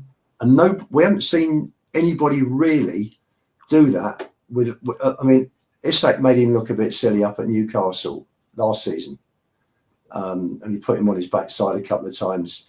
But that's the sort of thing where we're just looking to see how Van der Ven copes against an out-and-out striker playing in an orthodox back four. I totally agree. Rather than turn and sprint. And it is literally, because he's the fastest in the league, he's winning pretty much every single race. So he looks great. And everybody says, oh, fantastic, Mickey Van der Ven. And he's the best in the league at that part of That is why I think he would overall be a better left wing back than Danny Rose. I think Danny Rose was good, but I don't think he's as good as everybody makes out. I really don't. We'll have to agree to disagree. I just don't know how on the small sample size of Van der Ven being there, you could remotely put. Rose was brilliant for about 3 seasons doing that. The only thing I'd say on this, I don't think he was brilliant. He was good. Dan, the defense let in wasn't it like 22 goals or 24 goals? 26 goals. About 6 goals for the season, man. He was to say that back. And every defense has a weak spot. Dan, that we defense had didn't. That was the best defensive record in the league that year, Dan. Hold on. 16, 17, that was. 1 minute, Ian. That was the best defense in Europe. Yes. Yeah, the best defensive record in Europe. That back four for one season and half of the second season was outstanding. That was probably the best quality we had, that defense. That's phenomenal. Guys, City I thought Walker was absolutely million. quality. Vertonghen and Alderweireld were absolute quality. Out of the 4 of them, I would have said Danny Rose was the weakest spot. That's what I'm basically getting at, where I think Van der Ven would be the one who could stand a chance of getting in there. Anywhere else on the pitch, there's no one here. What has he remotely done? We've seen him again. We've seen Van der Ven look good in. I'm not knocking him, but everything we see. He fucking wasn't unbelievable. If he would have been unbelievable, we'd have been at City as well. Who? Danny Rose. I'm just making comments to Wayne Harland on there. Dan, you're having a mare. Rose was unbelievable. Bollocks. If he was unbelievable, City would have snapped him up as well. If he was that bloody good, another big team would have snapped him up. I just don't think he was. But Vertonghen and Toby Alderweireld were unbelievable. They never went to City. Hang on, no, Dan. I get that one. The point is, what have we seen? First of all, Van der Ven's played a handful of games at left back for us. Second of all, that Poch defence didn't rely on anybody just covering back with their pace. And again, when have we ever seen Van der Ven brilliant purely from a defensive standpoint, not from using his pace? Because when that's what we need to see. I agree. Sure. So, but you haven't seen that. So how are we even putting him in the conversation with a left back that for 3 years was one of the best defenses in world football? Okay, because I'm allowed my opinion, and No, I just think I Danny didn't Rose say was that. I didn't say you're overrated. not. I'm asking what you've seen to suggest that, because As a without central seeing it, we could just defender, put anyone no. in there. As a central defender, no. I'm just saying I think he is the only one that would stand a chance on getting in that team out of everybody we got. Because out of the back four, Danny Rose was the weakest one out of all of them. I've not said he's a bad player by any means. I just don't think he's as bloody good as some people are making out. Guys, let's move on from this topic because we can spend. I want to move on to some other players. Half an hour on it. Van de Ven is other the players. best We had out a weak of an defense average like bunch. that again. Tell you That's that. what I think, guys. Van de Ven is best out of an average bunch. Fair in my play. opinion. Donna Cullen, thank you for being a channel member. Donna Cullen's burner account, also called Donna Cullen. Thank you for being a channel member. And Huddersfield Town FC, big up as always. Hope you guys are doing well. Another player I want to bring on, not controversial at all, this one. Right. Brennan Johnson. This season, there is no doubt he is scoring more goals. But like Kulusevski, when you need them the most, they do go missing. The losses, the draws, where are they when that matters?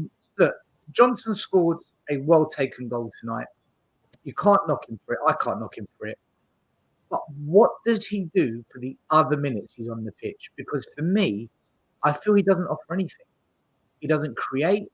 He doesn't pull defenders out of shape. His crossing is sometimes accurate, mostly not.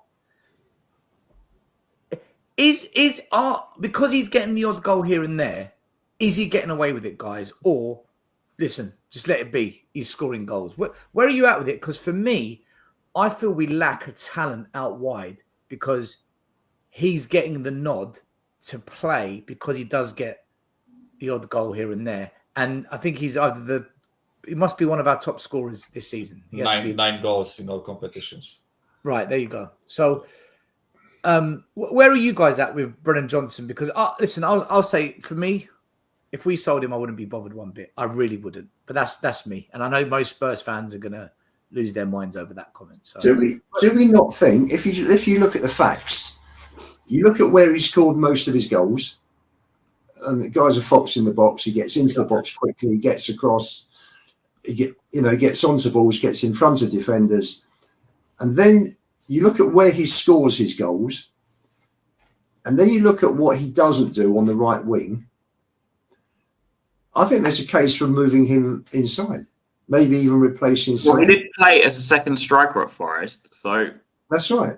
Okay, yeah. but Ian, are you saying he plays the number 9 role because Andrew's not going to play with 2 number 9s? He's stuck in his way. 4-3-3.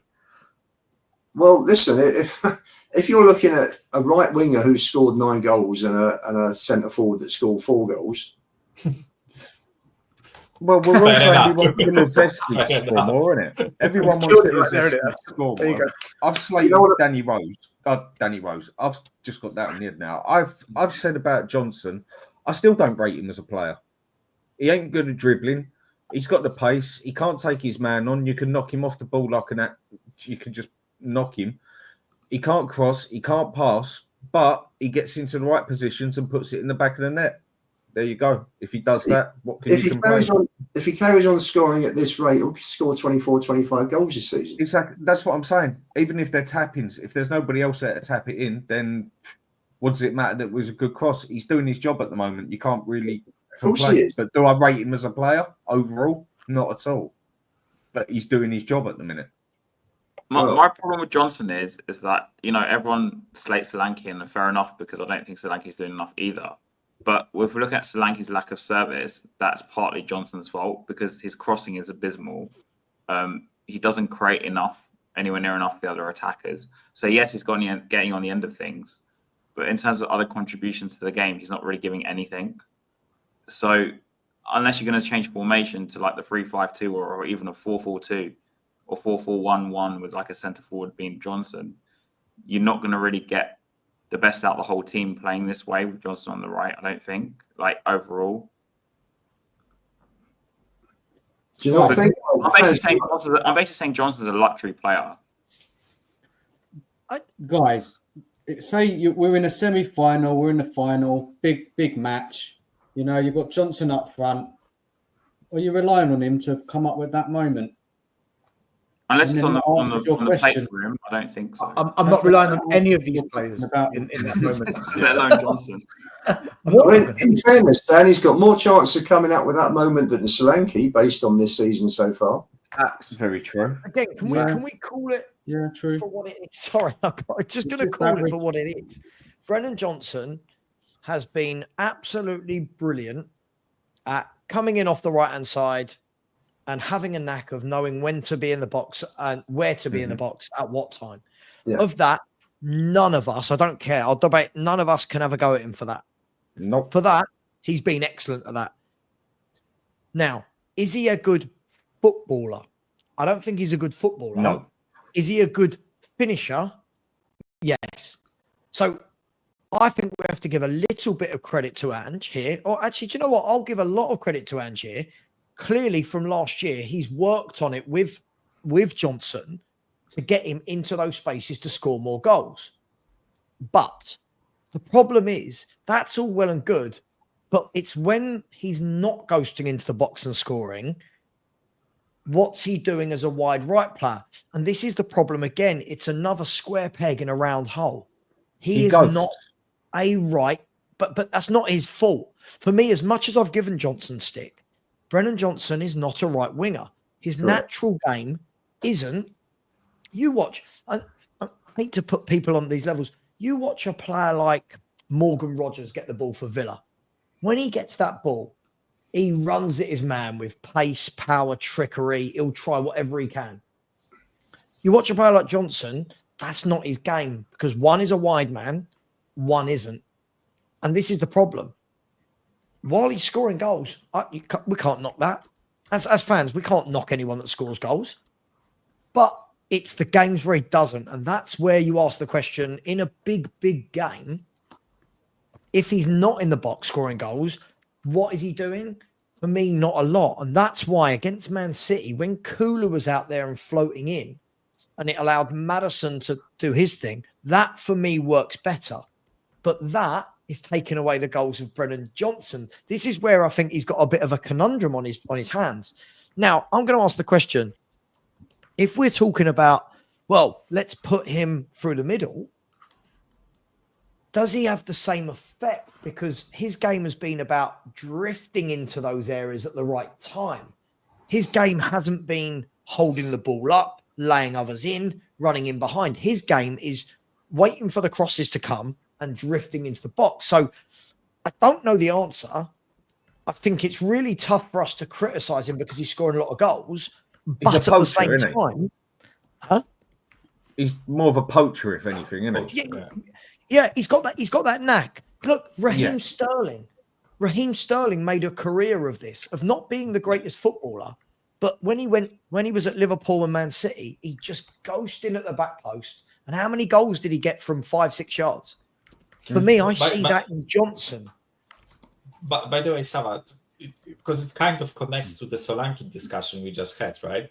Because you said if we put Johnson in the middle, we lose like the hold-up play and all that stuff that Solanke does, that Johnson wouldn't, right? So it's like this is partially why I'm conflicted with Solanke, right? Because as much as rightfully we criticize him for not scoring goals, isn't a key part of the reason why Johnson has as many goals as he does, right? I know he is not directly like assisting Johnson, right? Because usually the assists come from the other winger, right?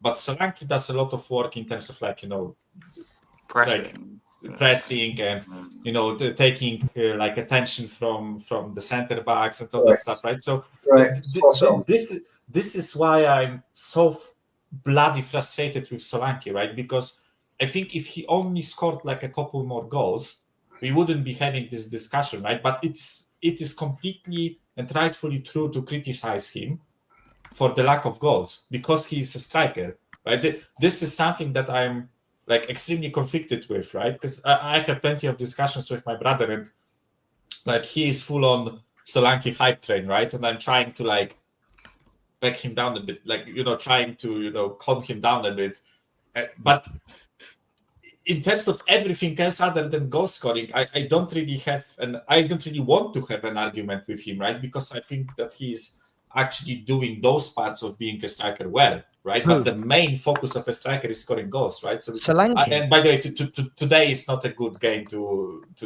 say those things, because today his hold He up was play really was bad. absolutely He was really tragic. bad today. Yeah. His Tragic hold hold up up play today. normally is much better than it was tonight. Factually, no. That again, this is the problem. Factually, not. If you actually look at the stats, most games, his hold-up play isn't good. Most of the time, when the ball goes into him, it bounces straight off. Look, I don't know what the answer is, right? I need to go, by the way, guys. I've been streaming for like 7 hours straight. I don't know what the answer is. I'm really conflicted, because if you turn around and said to me, God, do I want to watch a compilation reel of Brennan Johnson?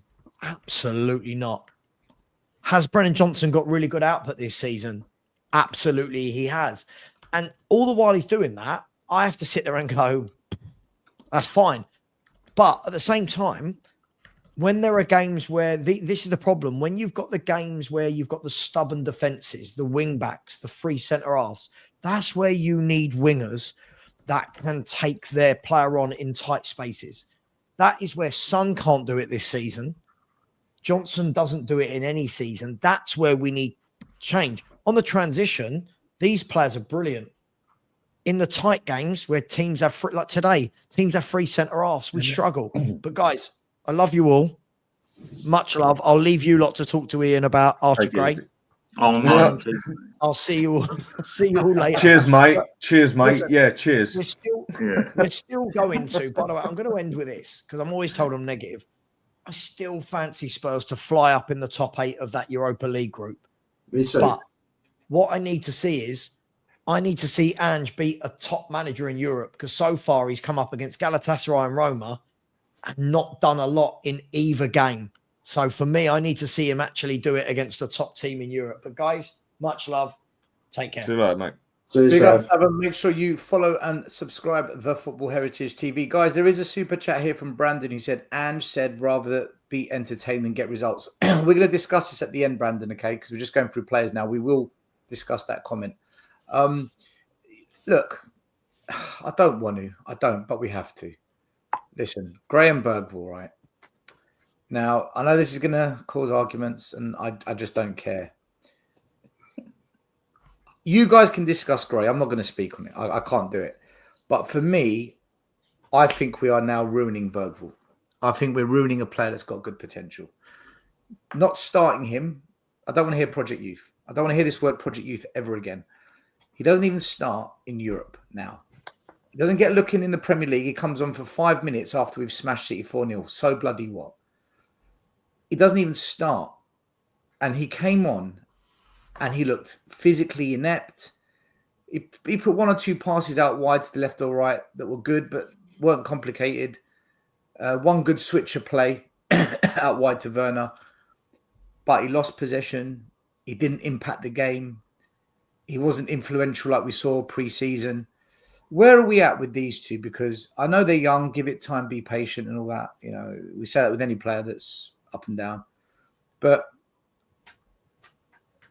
let's talk more about Bergvall, because Gray, we've rinsed the hell out of it. But where are you guys at with Bergvall? And if you really want to talk about Gray, Ian, feel free. Can I say Bergvall quickly?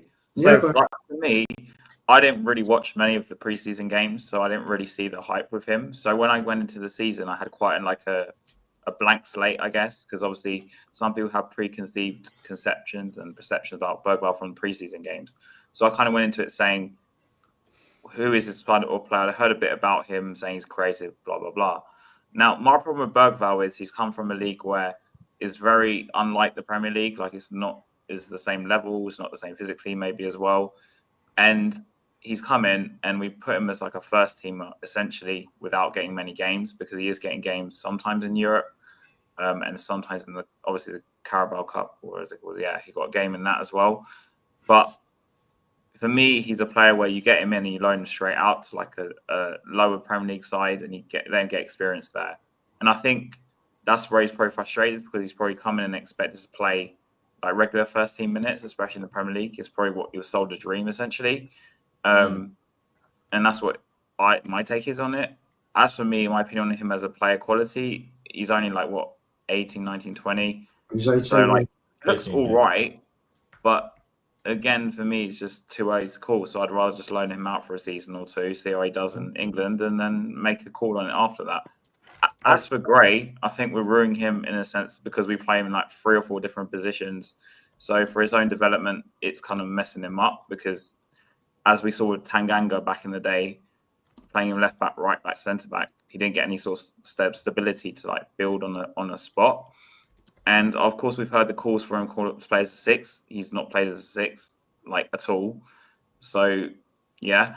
So essentially, I'd loan him out in January as well. Buy a left back and loan Gray out. So loan them both out in January. That's what I would do. I agree. I don't think either of them are good enough for the Premiership, for the Premier League.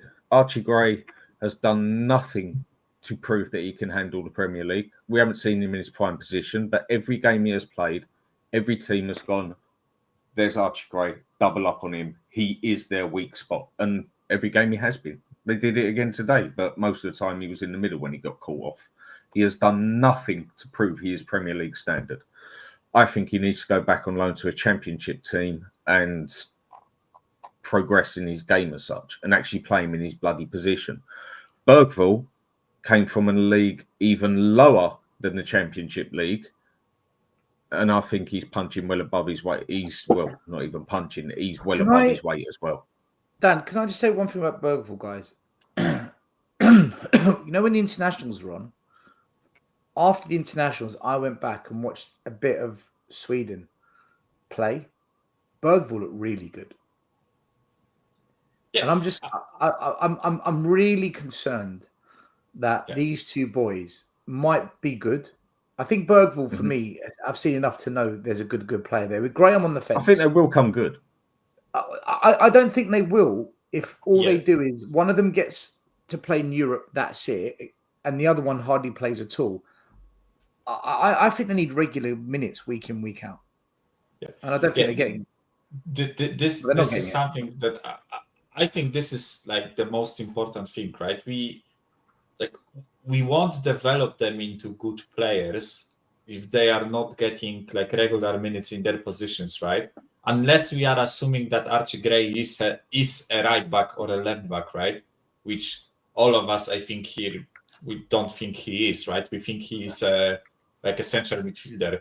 Personally, I would even play him as an 8 instead of a 6, right? But if they are not getting minutes in their like main position, then they won't develop, right? We have to loan them out somewhere. And I've heard like a lot of people saying about the Championship, right? It's for me, it's really hard to find a Championship team that develops players like this well. And what I mean by that is, if you loan them to teams like who is in like the top 10, like Watford, I think is in top 10, like Sheffield, or teams like that, right? Those teams fight for promotion, then they won't risk playing like an 18-year-old from the Premier League just to, you know, to appease great mighty Tottenham, right? They are fighting for their things, right? And if you loan them out to a bottom 10, right, like Plymouth or something like that, right, then they aren't developing well because they are playing in a team that's fighting for its life, right? And usually plays more on the defensive, right? So for me personally, I actually think it's better to loan them out to leagues like Belgium, like Netherlands, like, you know, second Spanish division, maybe, like leagues like that, right? Where they will get plenty of minutes, like Vuskovic is getting playing for Waterloo, I think it's how you pronounce these teams' names. Alfie Devine is getting a lot of minutes playing for that team, right? And I think it's much better for their own development to progress those players like this, right? And I think the issue, by the way, with Bergvall and Gray is, and this is just my like headcanon, right? I have no confirmation about this, right? But I personally think we managed to land Bergvall and Gray because we promised them to be part of the first team. So, you know, when we went into negotiations, right, Bergvall had an offer from Barcelona, but I think, if I remember correctly, when he had the offer from Barcelona, they were planning to take him into like their youth system and develop him through there, right? And we promised him to be part of the first team, which for him looked better, right? Probably comes with like better, weekly wage, whatever, right? But I think mainly for him, he thought that he will be part of the first team. And I think with Gray, it was a similar thing, right? Because he had an offer from Brentford, who I know because it was said in the articles that they were planning on using him as a first team player, right? So we had to offer the same thing to, like, by first team player, I don't mean like he has to start in the 11, but he has to be like part of the squad, right? So we had to offer the same thing as Brentford did, because for him it wouldn't be appealing to go to Tottenham and play in under 21s, where he could go to Brentford and play first team Premier League football, right? So I think it's a really stupid case, right? Because in an ideal world, I would buy both of them, loan them out to, I don't know, AZ Alkmaar or somewhere like that, right? And let them develop there and buy like Manu Kone and Locatelli instead, right? And play them in the first team, and both of those guys would be the same price as Archie Gray probably, right? But this is what should happen, right? Unfortunately, it didn't. And right now, as you guys said, we have this like weird situation where they are part of the first team and we really want to use them. But Bergvall, I don't think he's ready. As Stelio said, there is talent there. We can all see it, right? He has an eye for a pass. He carries the ball quite well, right? But he's a kid. He makes mistakes. And we cannot really afford to make mistakes. That's why he's getting like 5 minutes here and there, because we cannot afford to play him against Fulham and lose. Right? But that's the problem, Michael. If he doesn't play, that's what I'm highlighting, right? This is the problem. We kind of like we fucked up basically, in my opinion, right? Because unless the club is ready to play them, and take it on the chin and end up 8th and out of the Europa League, then we should play them every single week where we can, right? But it's clearly not the case because we are not playing them. So this I don't know. It's not a rebuild, because if there was a rebuild, Bergvall, Gray, but all these players will be first team players, like starting Premier minutes every week. Like Joel used to do back in the day. He gave Reto Ziegler his debut. He gave Bale his debut at 18. He gave Lennon his debut. Like, he was giving 18-year-olds debuts all the time. Young English players. The only thing that's changed from last season is Solanke's coming to the side and the Son's gone to the left, and that's literally it. And like, for example, tonight when he brought on Bergvall, if we're being honest, if we had a more experienced midfielder on the bench instead, maybe the game would have turned out different. I'm not saying it's Bergvall's fault entirely, but what I'm saying is he brought on another holding player or something, or because we brought on another attacking player for Bentancur, which I thought was like a wrong choice anyway.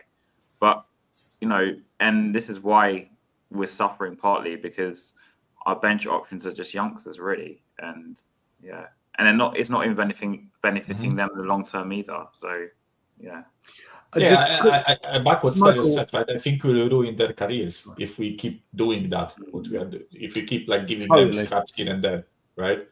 And I think both of them have something about them, right? Even with Archie Gray, I know we can grill him for getting cooked on the left, but guys, like it's that's not his fault, because he played. Yeah, he played right back for Leeds. It's not even like he played left back for them. He played right back. We even played him at centre back. It's a bit mad, isn't it? Yeah, but I mean, even if you want to treat centre back, right back, he'll be in goal. Once Rocky gets injured, he'll go in goal. Even if you want to treat him as like a substitute right back, right, or a Europa League right back, he should be playing on the right, because he's right-footed.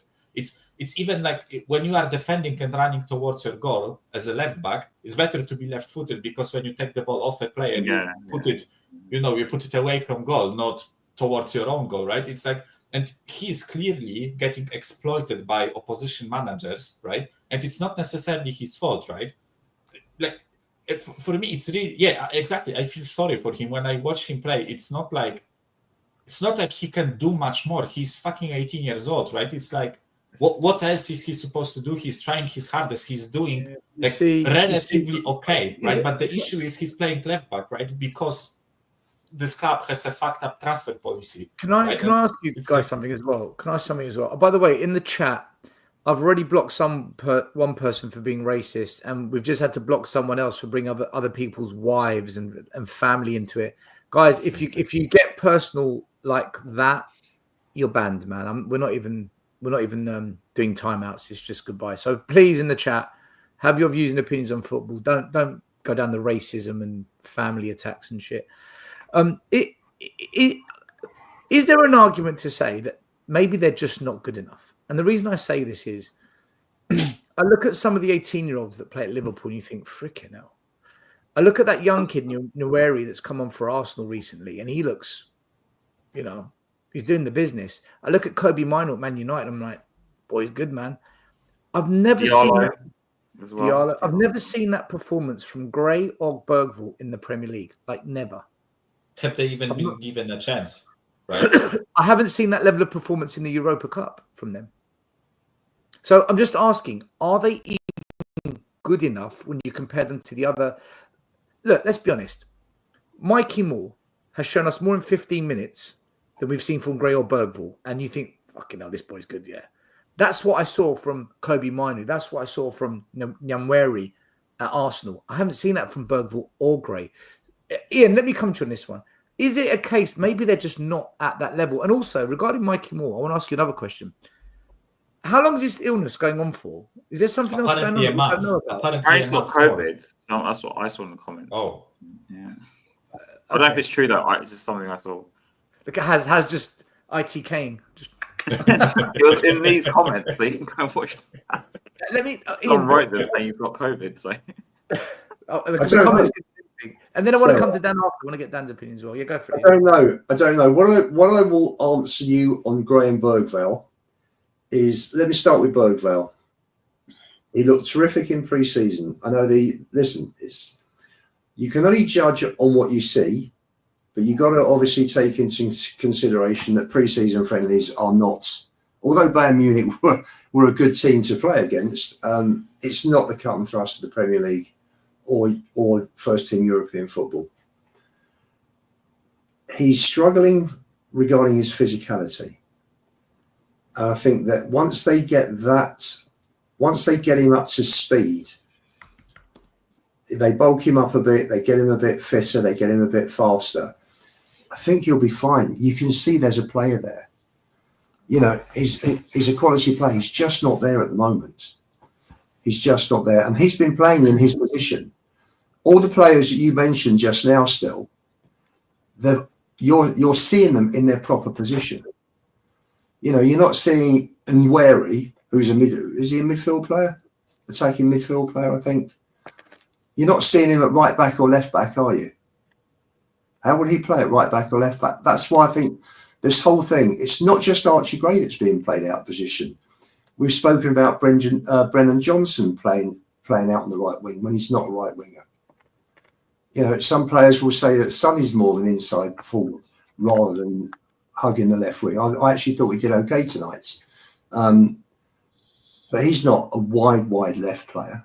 When Kane was putting him through, Kane wasn't putting him through balls down the left wing. Kane was putting him into inside forward goal scoring positions. So as far as Archie Gray's concerned, feel sorry for the kids. As you said, Michael, he filled in last year at right back for Leeds when the right back got injured because there was no one else. Now, for an 18-year-old kid who's he's versatile, he's not a defender, and he's not left-footed. So, and the other thing also is that if you have any defender, whoever it is, we talk about Kulu covering Porro and Sonny working hard on Saturday at City and covering Udogie. That's what that's what players should do in every single team.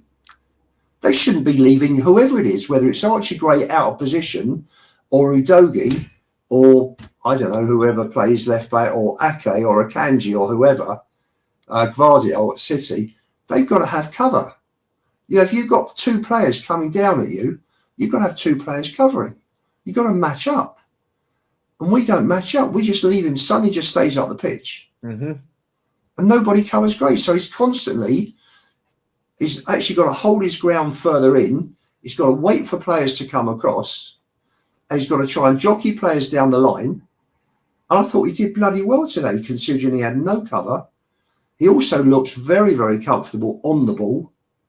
Very comfortable. There was no panic. Okay, he gave a couple of bad balls away. They all did. All of them. Fulham must have given 10 passes away in the first half. Easy.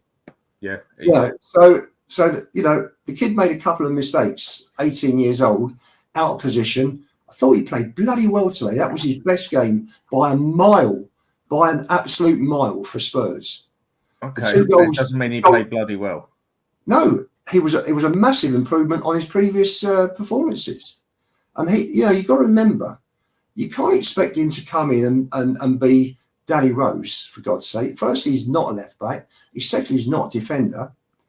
Let's see how he plays in his position, and then let's judge. Will he ever That's not going to happen to the point Because where will he ever play in it? I'll tell you something. If I go into a company on sales and someone sticks me on production and then they start judging me, I'm really pissed off. I wouldn't be happy. Hang on a sec. I'm not a production guy. He's not a defender. He's not a defender. Playing in his position, if he's not up to it, send him out on loan. If he's that poor, sell him.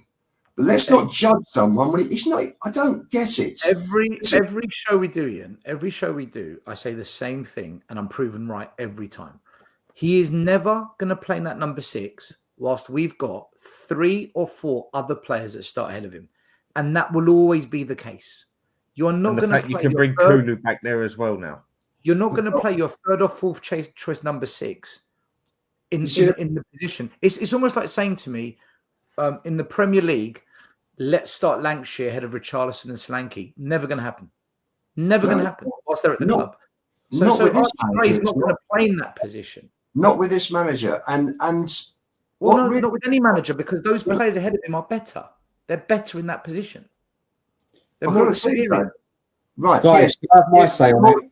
They're more experienced and they're more established, but, and this is a massive but, we are so inconsistent, and these midfield players are so inconsistent that it's unfair that Gray doesn't get a go, because these guys should be more consistent for the level that they are at the club they're at. They should be doing better for Tottenham Hotspur. And we shouldn't be seeing Zuma, Sarr and Bentancur up and down. Not so much Bentancur, he's the pick of the 3. But the other 2 are up and down, up and down, up and down. And, you know, Gray must be looking, thinking some of their performances. But can Ange even afford to do that? Because, you know, every game that it comes up against Fulham, if he screws that up, it's going to start swinging the other way again. Can he even afford to do that? I don't see that chance. I don't see him, unless Spurs fall off a cliff, Dan, and hurtle down towards relegation. I do not. And while they're in the Europa League, I don't see Levy kicking out Ange. I think. But you just said that Ange won't play him as a 6, so surely you want Ange to go. Let me bring in Dan List, because he's been waiting patiently. Oh, sorry. What's your take on this? All right. What's your take on this one? So the club said that these 2 young, and there's nothing against these young players for me. They're both young players, got a lot of potential. I don't want to criticise them at all. Right? This is a club and a team problem, Ange problem for me. So the club decided that these 2 players, if it's true what Jack said, I know, Ian, you don't believe it, but they said these 2 players are ready to help us this season. So we have hardly seen them, to be honest. Gray's been played out of position. Bergvall we've hardly seen. We have, as you said, Stel, we have enough midfielders already in them positions. And another thing with young players is that you need to bring them into a team that is consistent to help them. You can't bring them into this team right now because we're so inconsistent. It's really going to go against their development.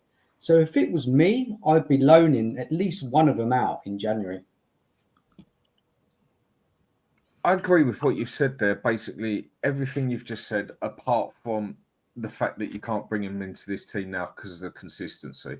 Whether we're consistent or not or whatever else, they can still bloody play. That's what they're there to do, innit? That's what they got paid 40 million for. But everything else you said, mate, Look, Dan, all the way I'd with love you. to see Gray in midfield. I would love to see Yeah, him. so would I. See how But he he's not goes. going to get it, is he? He's No. not going to get it. And I think it's criminal what we're doing to him, and we are going to ruin a possible good player there You agree? by just swinging him out on the left, swinging him out on the right, and maybe I don't know, when we get rainbows and unicorns come over the bloody pitch, we might actually see him play in a midfield role. We haven't, and there's been chances where we could have done it as well. Yeah, and we definitely. haven't. If the manager saw that he was that good as a number 6, whatever, surely he'd be having him on there by now. Well, as a centre mid, because we don't really play at 6, he'd have already picked him up by now. But I don't get it. Yeah, I really don't, especially the 40 mil, and we don't even use the poor fella. If this Johnny Cardasso comes as well, Dan, that's another player that goes into these positions. It's another one. But by the way, it's like, I think it's a common misconception that other teams are just throwing 18-year-olds into the starting 11s like without any reason, right? I think in every club there is like a pecking order, right, where there is a ladder that you have to climb, right, and you have to grasp your opportunities to show the manager that you are, at a higher level than the guy who is above you, right? It's, as you said, Stelios, right? It's that for a striker, right, in the Premier League, the pecking order is Solanke, Richarlison, Lancashire, right? And Lancashire won't get a game out of a blue just because we feel like it, right? I think Son starts as striker ahead of Lancashire as well. Yeah, exactly, right? Exactly. If the squad is fit, Son starts as striker, right? So for Will Lancashire to start starting games, as stupid as it sounds, right? To begin starting games or whatever, right? He needs to grasp an opportunity and show the manager that he's better than Richarlison as a striker, right? Kobe Mainu did exactly that. It's not like Eric Ten Hag it's not like Eric Ten Hag woke up one day and was like, I will start Kobe Mainu today. He's fucking brilliant, will be a world beater and play for England, right? It doesn't work like that. Kobe Mainu as far as I remember, Kobe Mainu started a couple of preseason games where he looked brilliant last season, right? Then they started him in like Carabao Cup and FA Cup or whatever, right? And then when Casemiro dropped off a cliff, then they started including Mainu into the starting 11, and he grasped the opportunity and showed everyone how good of a player he is, right? Harry Kane. Exactly the same thing, right? So it's not like Gray and Bergwall have this like divine right to start, and I'm not saying anyone here said it, right? But it's not like they have this divine right to start in the midfield, a Premier League game in the midfield, right?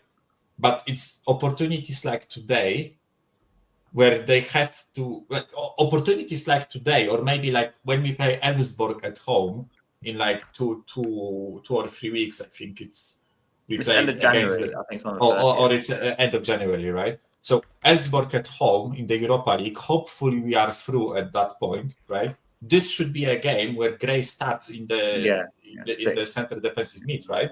But unfortunately, it's not happening because we are so threadbare in the backline that we have to use him as a cover left back, which is first of all not doing him any great because it's not developing him in the position he wants to.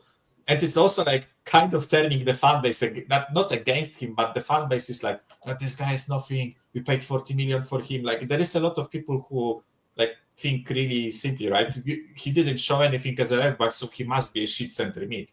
Maybe he's not a shit center mid, but we don't even get an opportunity to see him play there, right? So it's like it's a really like fucked up situation where it's not necessarily like Bergwall's and Gray's fault that they aren't like showing us because we are not giving them enough opportunities. But when they get those opportunities, they aren't necessarily like pulling up trees, right? As Stelios said, Mikey Moore showed us in 15 minutes that there is something about him that maybe, in a season or two, he can start, climbing up the pecking order. You got excited. I got excited when I watched him. Yeah. It's like we just spent 40 million on a water boy. Sorry, Mike. Yeah, maybe I would get excited with Bergvall Bergvall or Gray in the midfield if they got given an opportunity. But we are not even like seeing that. It's not like Bergvall got a start, right? And when he got a start against Karabakh, Dragusin got sent off after 7 minutes, and we had to substitute him out, right? Bergvall got subbed against Galatasaray, didn't he, at half time? Yeah, that's true. He got taken off against Karabakh when we went down to 10 men, remember? Yeah, that's what I said, right? Dragusin got sent off after 7 minutes. And sorry. He took the bullet, right, for the team, which was really sad, right? But it's like the whole thing at Spurs is poor because the squad's unbalanced. The squad's not strong enough. You talk about Dragusin when he's played on the left-hand side. People, he's been much poorer. The difference between left and right with Dragusin is, for his own personal performances, is massive. Massive. At Fulham, he got taken apart. I think he played on the left-hand side. I can't remember. The other week, he wasn't. Was it Ipswich? Ipswich, yep. Ipswich. He didn't look comfortable, did he? No, he was, And so he's doing it. He does it to Dragusin. Why? Because we haven't got any cover for Van der Ven. Gray's playing left back because he didn't put Spence. Well, in fact, Spence is a right back. In fairness, that too. Right? Spence is a right back. We don't even have another left back in. He's not playing Reguilon anyway. And he couldn't put him in the squad. So we're short of a left back. We're short of a left centre back. We're short of a right winger because Johnson is not a right winger. There's gaps, there's holes all over the squad. It's all right, Ian. It's all okay because Ange wants to entertain and the fans are happy with the entertaining football. So but when you look at it, it's all fantastic. Dan, but that's right. You're right. When you look at it, why are we surprised at what's going on? Why are we surprised at the time? Some fans are happy with that. Some fans accept that. Entertaining football, and that's enough for them.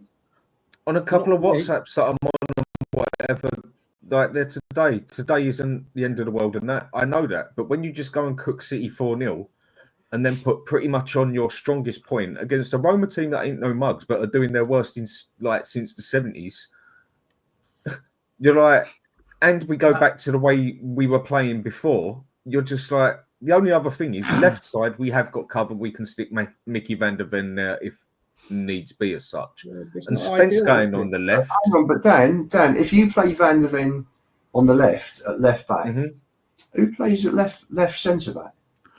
Ben Davis or Dragusin.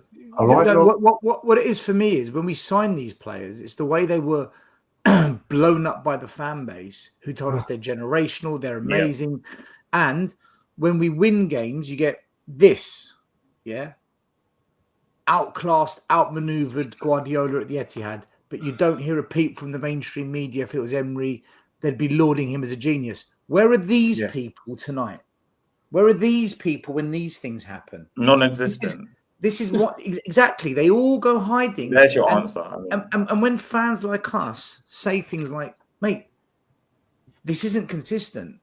This is an anomaly. This isn't normal." This is why when we beat City 4-0, I wasn't jumping up around like going nuts saying celebrating the victory because I knew if you follow the trajectory of where our season goes, we win one game, we lose one game, win one game. I couldn't get excited because I'm like sitting there thinking, "Oh, we're going to play the next game, not even win." Because it's just. I think City was a superb victory. That really was. Yes. I know that it's not the City of last season, but it's still going up there. You look at the team they had.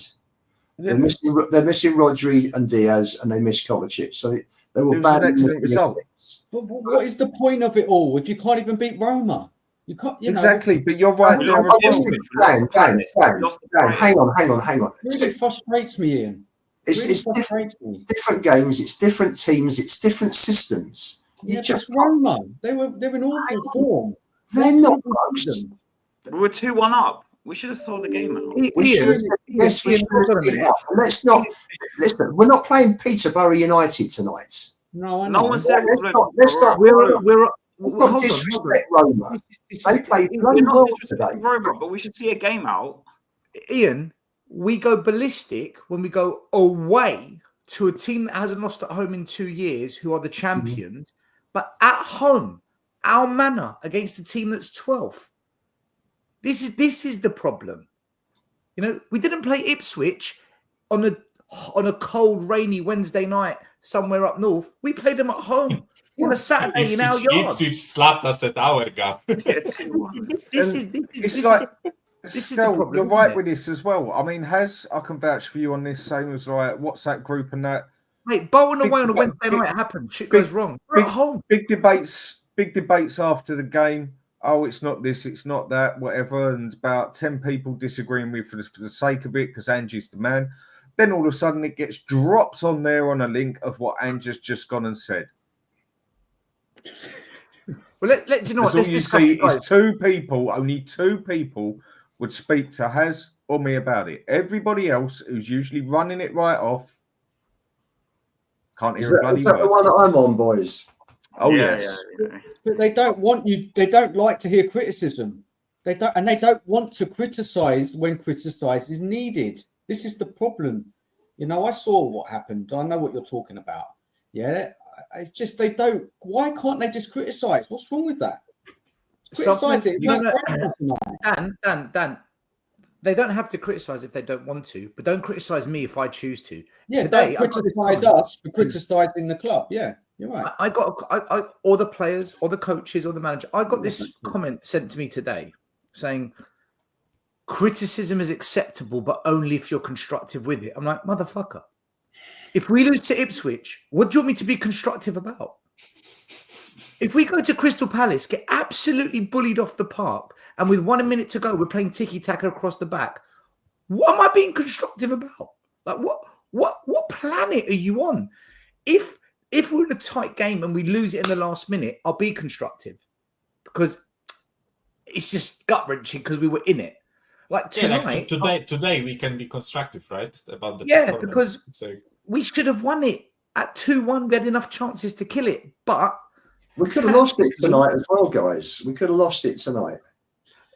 And that's the criticism, because for me, that's on Ange. This tactic of playing out from the back when you're holding on to a lead, it is bonkers, man. It's absolute suicide. I've never seen this before. I know.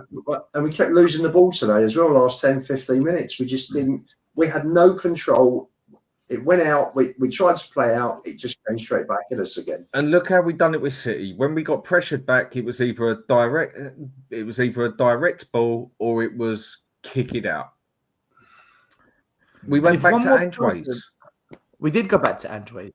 And if one more person tells me to be happy and optimistic whilst they're making angry, aggressive videos, mate, I'm going to just explode. It's like, you're the one who's angry. You're the one losing your shit. Anyway, look, I want to get on to Angie's comments because there was a super chat here from Brandon. Thank you, Brandon. He says, Ange said he'd rather be entertained than get results. Let's look at the full context of what was said, and then we'll discuss it. So I'll read out the two key comments. The first one was this. The manager says he has to keep picking certain players as his options are limited, but he must be careful with them, especially Son. I don't know if Son's lacking confidence. Sonny's had a disrupted year for us, so that doesn't help, said the Australian. Yeah, he had some good chances tonight to get the goal, and he's getting in those areas. So my first question is, why must he be careful with Son? What's going on there? And the second thing was when he was asked about the result and the performance, he said no. Postecoglou smiled when he was asked if he would ditch the performances, the entertainment to win the game and get top 8 to qualify. He said, why can't it just be entertaining? Isn't it why we all come? Would you really prefer us to sketch out a couple of 0-0 draws and 1-0 wins? I don't think we want 0-0 draws. I think we want the 1-0 wins. But the bottom bit was where he said, the last part of what he said regarding the entertainment versus results. I would much rather we're exciting to watch and maybe it's edge of the seat stuff. And sometimes we don't get the reward, i.e. the result, like we could have tonight. But no, if you want those kind of games, there are plenty in the world of football you can go and watch every weekend. So what he's saying is, I'm here to entertain. My focus is entertainment. Keep you on the edge of your seats. And there will be games that we lose because of it. If you don't like it, there's other teams you can go. Get So rid of this the manager after those stupid comments. What an Brighton absolute as well. joke. This is what I'm What saying. a joke. Honestly, seriously, guys, that's pathetic. It really winds me up. Like, come on, man. We're not qualified out of this group yet. You know, we could slip up. We're going away to Rangers next. Yeah, They won 4-1 tonight against Lyon. I didn't see that coming. This is why I Nice, can't nice, get behind this not manager. Lyon. Nice, I can't get behind nice, it. not Leon. Dan, what do you think? What do you think a chairman who's got a £600 million debt on the ground thinks when he sees a comment like that? I'm lost for words, man. What would what would any boss think, regardless of the debt? What would any boss think looking at a comment like that? I think Levy loves it. I think Levy's done enough research with the social media team to assess what the fans online are like, observe the fans and their reaction to Conte, Mourinho and Nuno, to say that as long as I bring entertaining football to Spurs and I finish in Europe, these fans, these customers will love it. And as long as the customers are happy, they're going to get off my back. And these customers, the majority of them, they prefer entertainment to actual glory. And I've seen people say it. I've seen big YouTubers flip-flop this season and say things like, I just want to be entertained and enjoy going to the Spurs. Trophies are a bonus. And I think Levy looks at that and says, that's what they want. And as long as I give them that, Bingo. not you, Ian, not me. No, still, I The don't majority think of fans, bingo, I think bingo. that's where this fan base is at now. That they're not glory hunters. They're not trophy demanders. I They're don't not think 1960s Spurs, 1980s Keith Berkhamshaw. They No, are I agree. vibes. We are vibes FC. I don't think the chairman looks at 9,000 empty seats tonight and is happy about that. Was that They what don't it put was? the prices up. They were 80 quid. Those seats Correct. were going for 80 quid tonight. Correct. They're correct. They were the same price as a game against Ipswich. Glad I picked the Fulham game to go to then. Yeah, it's cheaper, yeah. Well, no. Actually, Dan, those seats tonight were 27 quid tonight. But the empty seats were 80. What he should have done is said, I right, get you. 80 quid, drop it to 40, 50 quid. At least I sell them. But he kept them at 80. That's business, though, isn't it? Yeah, but not getting any money in as opposed to something is, I don't understand that. Like, if you know all your stock must be sold today, like after this game, you can't sell those seats for tonight's match. If I know all my stock's got to go and there's 3-4 hours to go, I'm going to drop the prices to get something in, right? He kept them at 80 the whole time. I went half an hour before kickoff. I went online and there was 7,000 seats going for 80 quid. I'm like, what the fuck is he doing? 80 quid to watch Roma. I don't know, man. But anyway, the question was, Son, Jin-Min's son. What's he trying to protect with Son? What does he mean by that? And what do you make about this whole entertainment versus results? I think most fans are going to love that, by the way. I think fans are going to love that shit, Anshed. Well, Dan vouched for me, but as you know, I have a lot of feelings about the entertaining comment, and he made that before Brighton. So for me, the guy needs to be sacked tonight. As for Sonny, my take on that is, I think he has aged. Let's be honest, he's lost a lot of his pace that he had before, and I think we need to manage his minutes. I think that's kind of what Ange is alluding to. Bear in mind, we have taken him off the last 3 or 4 games, like 55 minutes, 60 minutes, whatever minutes now. And maybe we have to start to understand that the guy can't do the same he used to do 1 or 2 years ago. And like in the comments before I came on, I mentioned to Sue Smith, I think he would be better off either playing in the middle as a 9. He's our most clinical finisher. Or playing as like a super sub. If you bring him on with like 30 minutes, he can give us 30 minutes of absolute sprinting, for example, and get us an extra goal to win a game or something like that. But the detriment for that is, if you move into the middle, it means you're going to see Werner, Odebert, or at a push, Mikey Moore, because I don't know who else plays on the left. Or if you use them as a super sub, you can see them lot starting, right? And no Son as a starter. But the thing with Son also is that he's the club captain. We know why he's probably going to get given a year extension, because, you know, he brings in the money. So, but I think Ange was alluding to mainly his just lack of, you know, fitness and stuff like that. And I think it's partly because of age. I don't think it's anything personal. Like, I'm not attacking Son personally. He just needs to be managed his minutes. Maybe. Do you not think the answer there is to play 3 at the back, Play Free wing press. backs. Play wing backs, and then play Son next to Solanke or Johnson. I would do that, but is Ange going to do that? He's not going to do that. We can all see that. Everybody here, I'm sure, thinks that 3 at the back is probably a better option because we're not wide open. And we were wide open again today, weren't we? Yeah, Those long diagonal balls, they played them brilliantly. They were overloading the wide areas the whole game. Literally. The whole game, both sides. Yeah, Overloading both sides. They were so dangerous. Ian, if you look at every loss this season, right? Every loss this season, barring Newcastle, it's down the wings we're getting rinsed. Okay, either the fullbacks aren't good enough at defending, or tactically they're being exposed to situations where you're then having to draw the centre back out, which puts a gap in the middle, and then the 6, because we haven't got a proper one, doesn't tuck in to cover the centre back. For me, all our goals this season can be nullified if you just tactically set up different. And the piss take, and this is the ultimate fucking annoyance I've got with Ange, we did this against City. This is what we did. And Villa. And we did it and it worked. So and City in the League Cup. Yeah. And the amount of times I've been told it's boring football and it wouldn't work, and then you bring it up on a certain page again and everything goes silent again, doesn't it? As it does on certain places. And all of a sudden people start changing it. Oh no, it was the players. They got the hang of ANGEBALL. Bollocks. He changed the whole back line system after 15 minutes. It was obvious. Yeah, all right, 2 of the goals we got through pressing. The others was counter-attacking football. The team's more made for it. But going back to what you've said about Ange, one goal came from pressing. I thought we got 2 in their half from pressing. The first goal came from a long ball from Dragoos into Kuhn. Okay, the second goal came from pressing. I'm thinking the third goal came from even a more to your counter. point, right? The second and the second and the third, did they not come from pressing? No, third goal, the ball got to they were pushed up high. Kuda got the ball, dribbled past 3 or 4, got it out wide, then we switched it dropped to, and then Porro scored, didn't he? Got you. Yeah. And then the last goal was a counter attack from the halfway line. Yeah.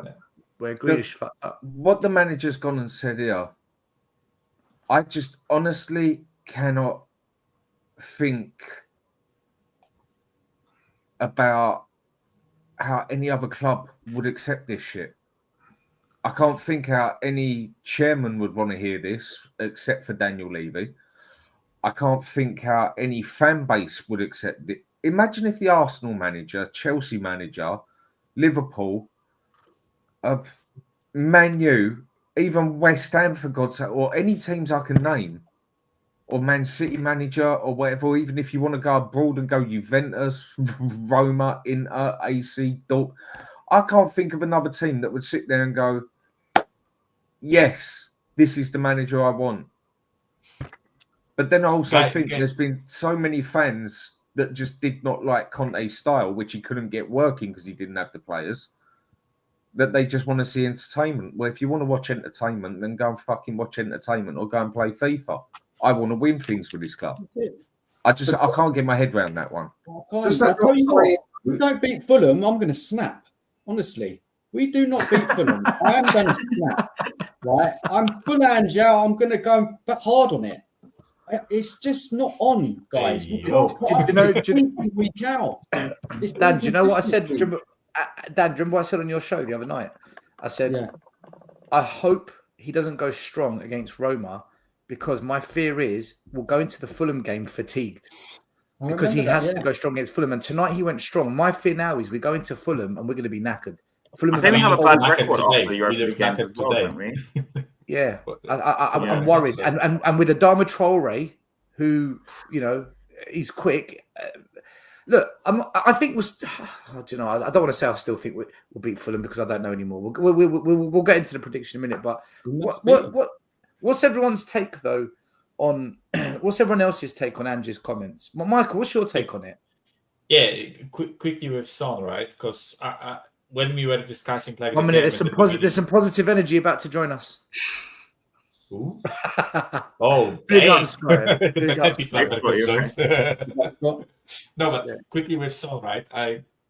I've seen people commenting in the chat, right, when when we were discussing the game at the beginning of the show, that Son is like not at all covering Gray, right?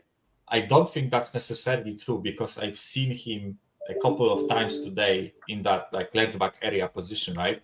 I think the issue is that he doesn't have the stamina to do this consistently for 60 minutes, right? When you look at Kulusevski protecting Poro against City, he was running up and down the pitch for 90 minutes non-stop, right? And he was always there. The issue with Son is that I just think he has to like preserve his energy. And this is not like a jab at him, right? It's natural. He's 33. He won't have the stamina at this point, right? Especially like as a footballer playing for so long, his body just doesn't work that way anymore, right? So this is something where I completely agree with playing Son as a partners, striker partnership duo would be the best for him, because then he wouldn't have to do all that defensive work that he has to do right now. And maybe we could then keep him on the pitch for 90 minutes because he could just, stay up there, right? But the issue I have right now, and again, I've seen a lot of people mentioning why that Ange doesn't try wing backs, right? We have 2 center backs fit, right? We literally cannot do this, right? We cannot try 2-3 at the back right now. Now, this is the issue with the club, right? Because we have at best 4 center backs when everyone is fit. You can't play 3 at the back with 4 fit center backs. One of them goes down. You don't have subs, right? Then you play another game with 3 at the back. One of them goes down and you change the system back, right? So this is something I've been saying since the beginning of the season, right? We cannot switch to a 3 at the back system right now because we don't have the personnel to do it. We just don't have enough center backs to play that system, right? You can recall Ashley Phillips back. Yeah. Then it's a different ball game, right? When we get everyone back, when you have 5 center backs, now you can think about doing it, right? But with 4 or 3 or 2 like we have right now, it's undoable, right? But also with the entertainment comments, right? Guys, like Pep Guardiola drew 3-3 with Feyenoord, and he came out looking like I don't even know how to compare it. Not miserable. He looked punched up. I wouldn't be surprised if he got into a scrap with his players, or he tried to stop a scrap between his players, right? And he looked visibly like, he looked as if he hurt himself or something like that, right? It's honestly like, look at the difference of the difference in approach to dropping points and bottling elite or whatever, right? He's coming out there looking like a miserable piece of shit and saying that he didn't do his job well enough or whatever, right? And we have our manager saying it's about entertainment. It's like, as we said today, for a neutral, this game maybe was entertaining, right? I think if you watch this game today as a neutral, you were entertained because it was an end-to-end game with lots of goals and opportunities, whatever, right? But as a Spurs fan, fuck that entertainment. I don't want that. I want to win 2-0, right? It's like, it's just a ridiculous comment, right? Whenever you actually maybe after a win like we had against City, you feel like you maybe want to give this whole thing a chance. Like there is something in the back of your mind where you're like, maybe I will give this a chance, right? This guy comes out after bottling a lead to Roma and says that he wants entertainment. It's like, just shut the fuck up, mate. Do you know what I don't understand about Ange, right? Yeah. His comments are dumbass, right? Yeah, exactly. It's a dumbass comment. It's just shut up and don't say it, right? There's another word for it. Let me explain why I say it, right? Against Brighton, when he was asked, that's what I spoke about. Why don't you? Are you going to change it up to counter the fact that they play the same way as you? And he said, "Why? Let's just entertain the fans. Why not just say, sit back and you'll see what the plan is. We're not giving anything away. Just say that." Like tonight, when he's asked that question, would you change your style and just get the win? Why not say, why can't we try and do both? Why can't I try and work towards doing both? Yeah. Instead, it's dismissive of anything other than what he thinks. It's like, dude, you're digging a hole, and he does it all the time. And I know tomorrow social media will get pumped with this. Ange isn't a winner. He's just here to entertain. I know that's going to happen. Scott, something's rattled you. You've come on. Yeah, I mean, great job to everybody talking about the game, and I didn't come on. I was listening, enjoying it. I was at work during the game, so I didn't watch it, so I wasn't going to join there. But when these comments come out from Ange, it's just I don't know how many nails in the coffin he can put in his own coffin before fans are going to wake up. Because you said tomorrow, what's going to happen? We're going to get all this information out there, but Ange isn't a winner. What I'm worried, or what I know is going to happen, is tomorrow we're going to get all the excuses of why we can't really take what he meant. What he didn't really mean what he said. We have to ignore what he meant. Oh, he didn't really mean it that way. So I'm going to come out here quickly before all the excuses coming out. Not by anybody here, of course, but we know who will come out with those excuses. I mean, I want to start off with something Michael said last time we were on the show together. He said, we all want to win. We just have different ways to get there. And I agree with it a little bit. But the one thing I've always said is we know how to win. Like, it's not a surprise how to win at top levels of football. You win with top players. You win with great defense. And you win with a great manager. That's it. Like, you look around at all the teams that win, that's the things they have. The other thing that you would say that they have is a top number 6. You look in modern football, like in the last 15 years, you go back and look at all those things, and that's what you have to win. You can't win without it. Even that Leicester team that was the fluke of all flukes had N'Golo Conte there, right? They had that. And Ange comes out, and when he looks at that, he says, you know what? I don't want to copy those teams that have winning style. I'm going to do it a different way. What different way? There's no different way to win. We've seen it years and years and years, and the winners all have the same thing. And you come out and say, I don't want to do what winners do. I'm going to do it my way. That should have been like right there. Why is everybody not saying, what are we doing here? What is our plan? Then we see Ange come out, right? And he says, I don't care about set pieces. I don't need to change it. And our fans say, well, the set pieces have been changed. Well, I didn't watch the game, but when I saw the highlights, it sure didn't look like our set pieces defense was amazing today. When I watched us play against Everton and they had 4 corners in a row because we had no clue how to clear the ball against freaking Everton, who's awful, didn't look to me like our set pieces were changed. And like you said, how come instead of saying, I'm not going to worry about it, you say, you know what? That's up to us. The coaches need to fix that and we'll fix it. But instead, because what he always does, he passes it off like that stuff isn't important. And then you hear this, and I don't know. I'm anxious to hear what people are going to say on the other channels and around YouTube. Because how you can hear a manager say, I'm not here to get results. I don't care if you get, like, you really want a 1-0 win to go through? Yes. Yes, I do. I want to be entertained instead. How is that a manager at a club that's the, whatever it is, 8 wealthiest, 8 most profitable, whatever you want to say? How are you a manager in the Premier League? I don't care if you're at Burnley or Wolves or Ipswich Town. You can't be a manager in a top elite league and say, I'm just here to be entertained. There's no, I just don't understand any other club where that mentality is going to be accepted. And not only is it going to be accepted at our club, tomorrow there's going to be fans who are going to say, my manager, he knows what's what. This is what we need. This is all about Spurs. And that's scary to think. Sorry if that's a little bit of a rant, but back to you still. Mate, this is Tottenham away. Everyone gets to agree. say what they want. 100% agree. Yeah. But Artists- sorry, guys, I have to go. It's really late here where I am. So That's okay. Love speaking with you. Bye-bye. Big up. See- I'm going to bring Good news, Dietrich mate. on. Take care, Michael. Artist with a super chat. Thank you. He says, do you know what's sad? Tell us, mate. We're now 9th in the playoffs, and there are players in our team who will be happy to play the extra 2 games. Guys, is it 2 more games or an extra 1 game? 2. That's a 2-legged tie, isn't it? Extra. Oh, 2 my legs. Lord. We can't afford that. Listen, do you know, can I ask you guys something before I come to Dietrich's? We currently, have I still got it here or did I delete it? I've still got it. So we're currently out of the top 8. These are the automatic qualifications. Yeah. Our next couple of games are Rangers away.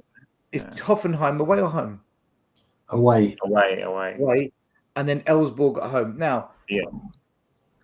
if we draw to Rangers, draw to Hoffenheim, I think we beat the last team, but could it be done by then?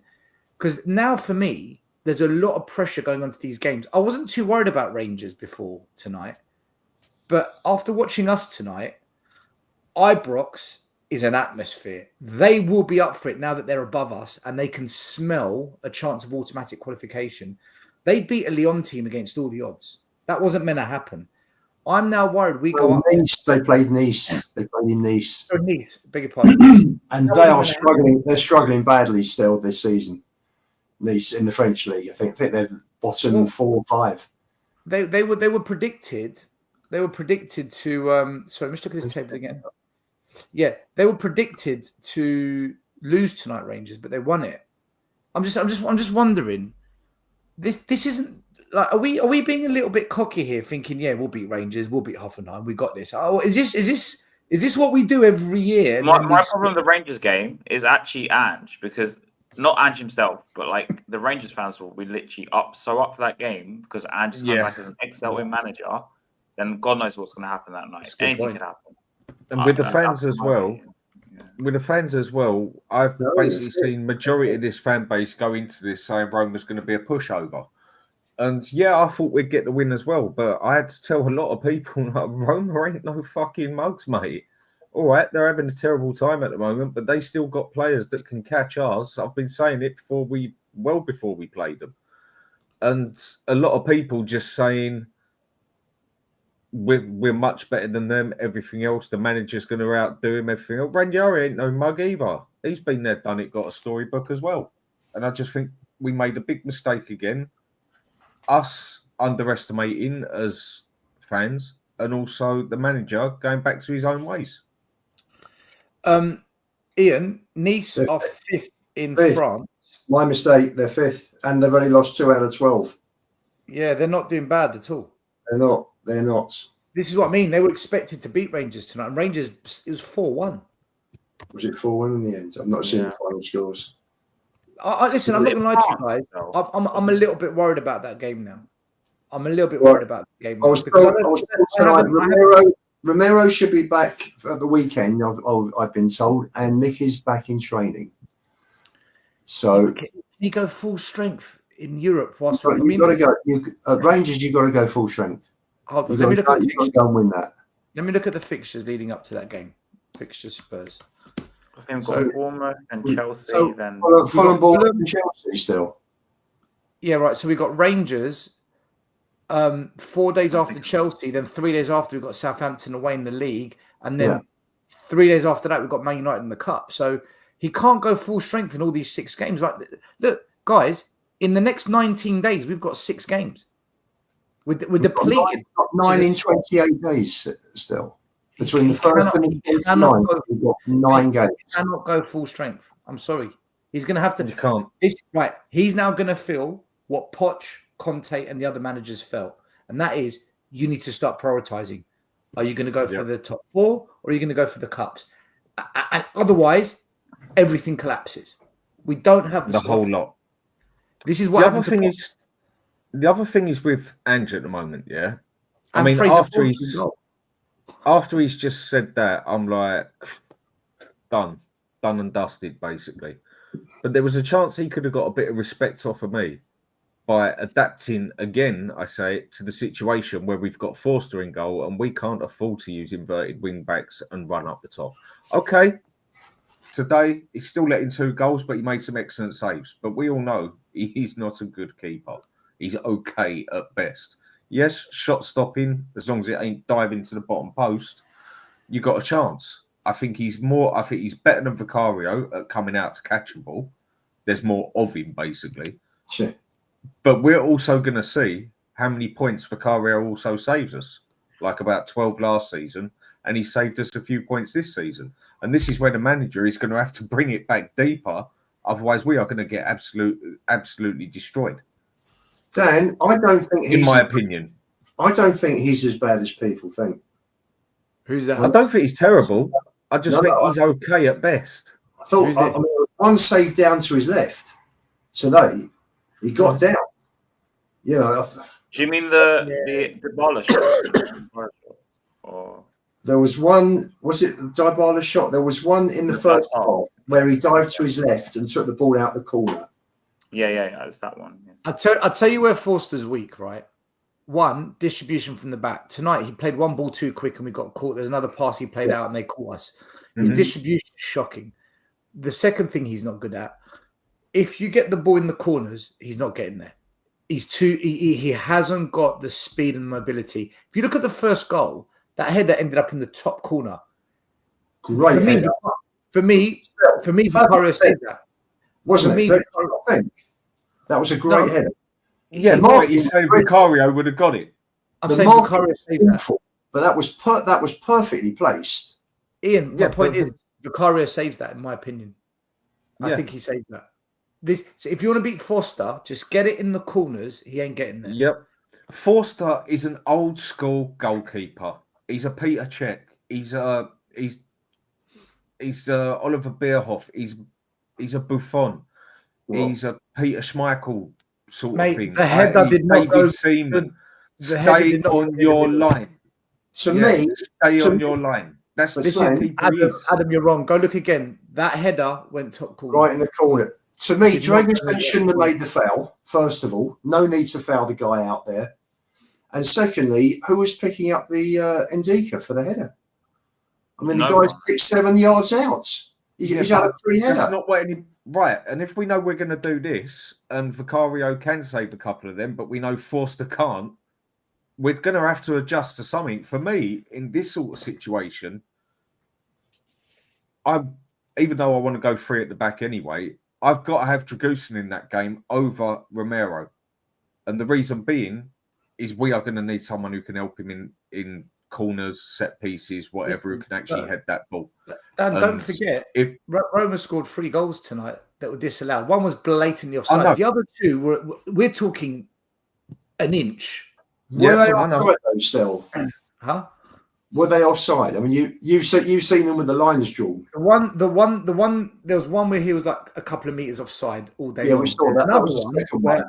The second one, I thought it was onside, and that's the one where Foster should have saved it, and he's actually weak-handed. It went in the back of the net.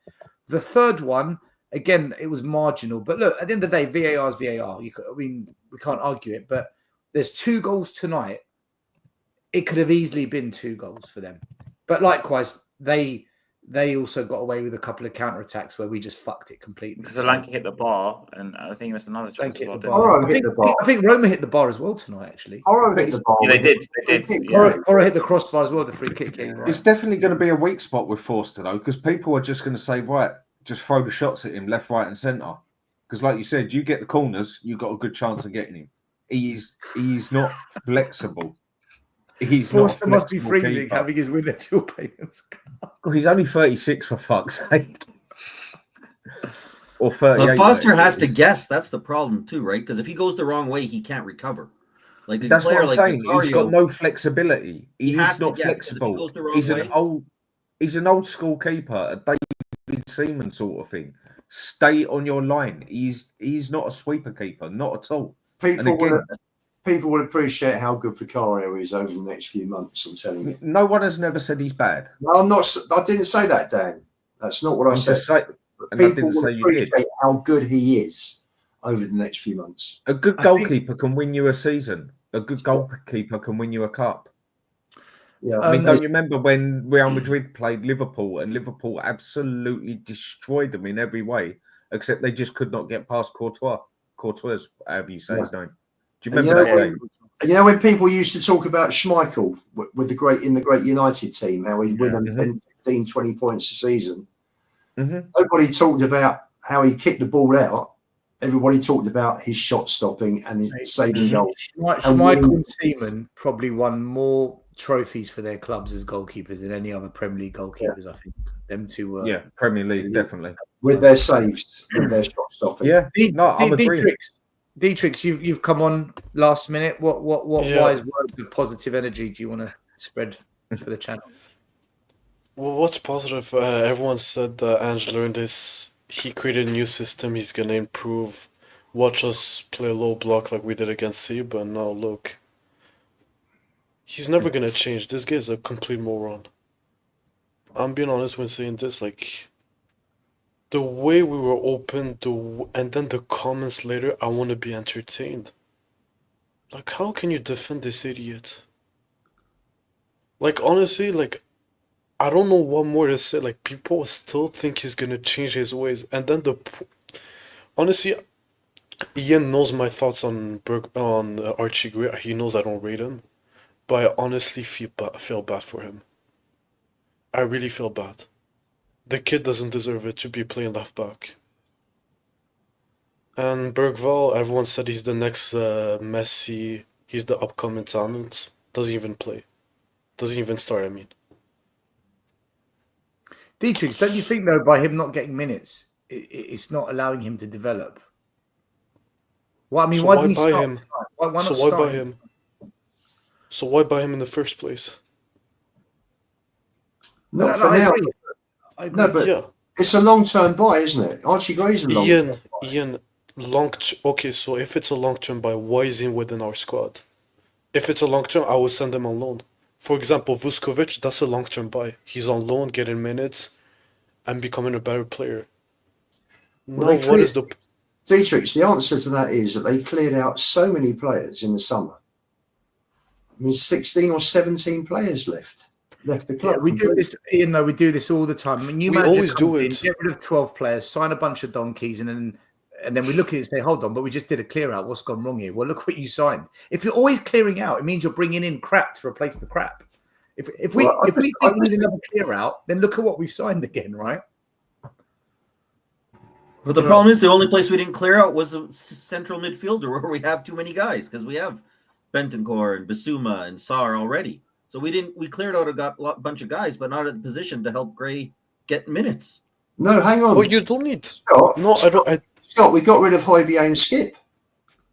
No, but I don't agree with the... But we still don't have minutes. Stell says, like, we don't have minutes. No, I don't agree with the... We have to play the other guys. That's No, I don't agree we have to clear out to give young players minutes. Because we moved Cooling into the midfield. I don't... Bentancur's come back from injury because he was out for 9 months, and we signed Maddison. So I think that's what's happened, isn't it?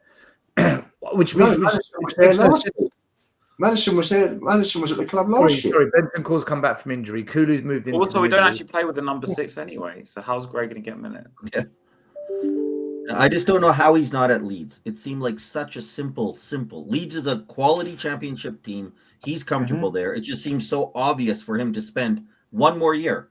And then he would come here, he'd still be 19. And how many 19-year-olds are playing in the Premier League? Like, is there 20 19-year-olds playing in the Premier League this year? Like, he would still be very young in the Premier League if he had one more year at Leeds. I don't know. Scott, I agree. But do you not think that with the inconsistent performances of the midfield players that he should be given a try? Yeah, but should and will be are two different things. Will be. We all know what should be. Ian, I should be able to leave my front door open. I can't. I should be able to leave my car door unlocked. I can't. We all know what's different playing Gray to get leaving your house open. But Ian, we said this. I understand what you're saying, but I'm just saying that if the players who are in situ are not worth their place, they're not. You can't turn around and say, Ian, can I just give you a counter example? This is one of the best 2 or 3 midfields in the Premier League.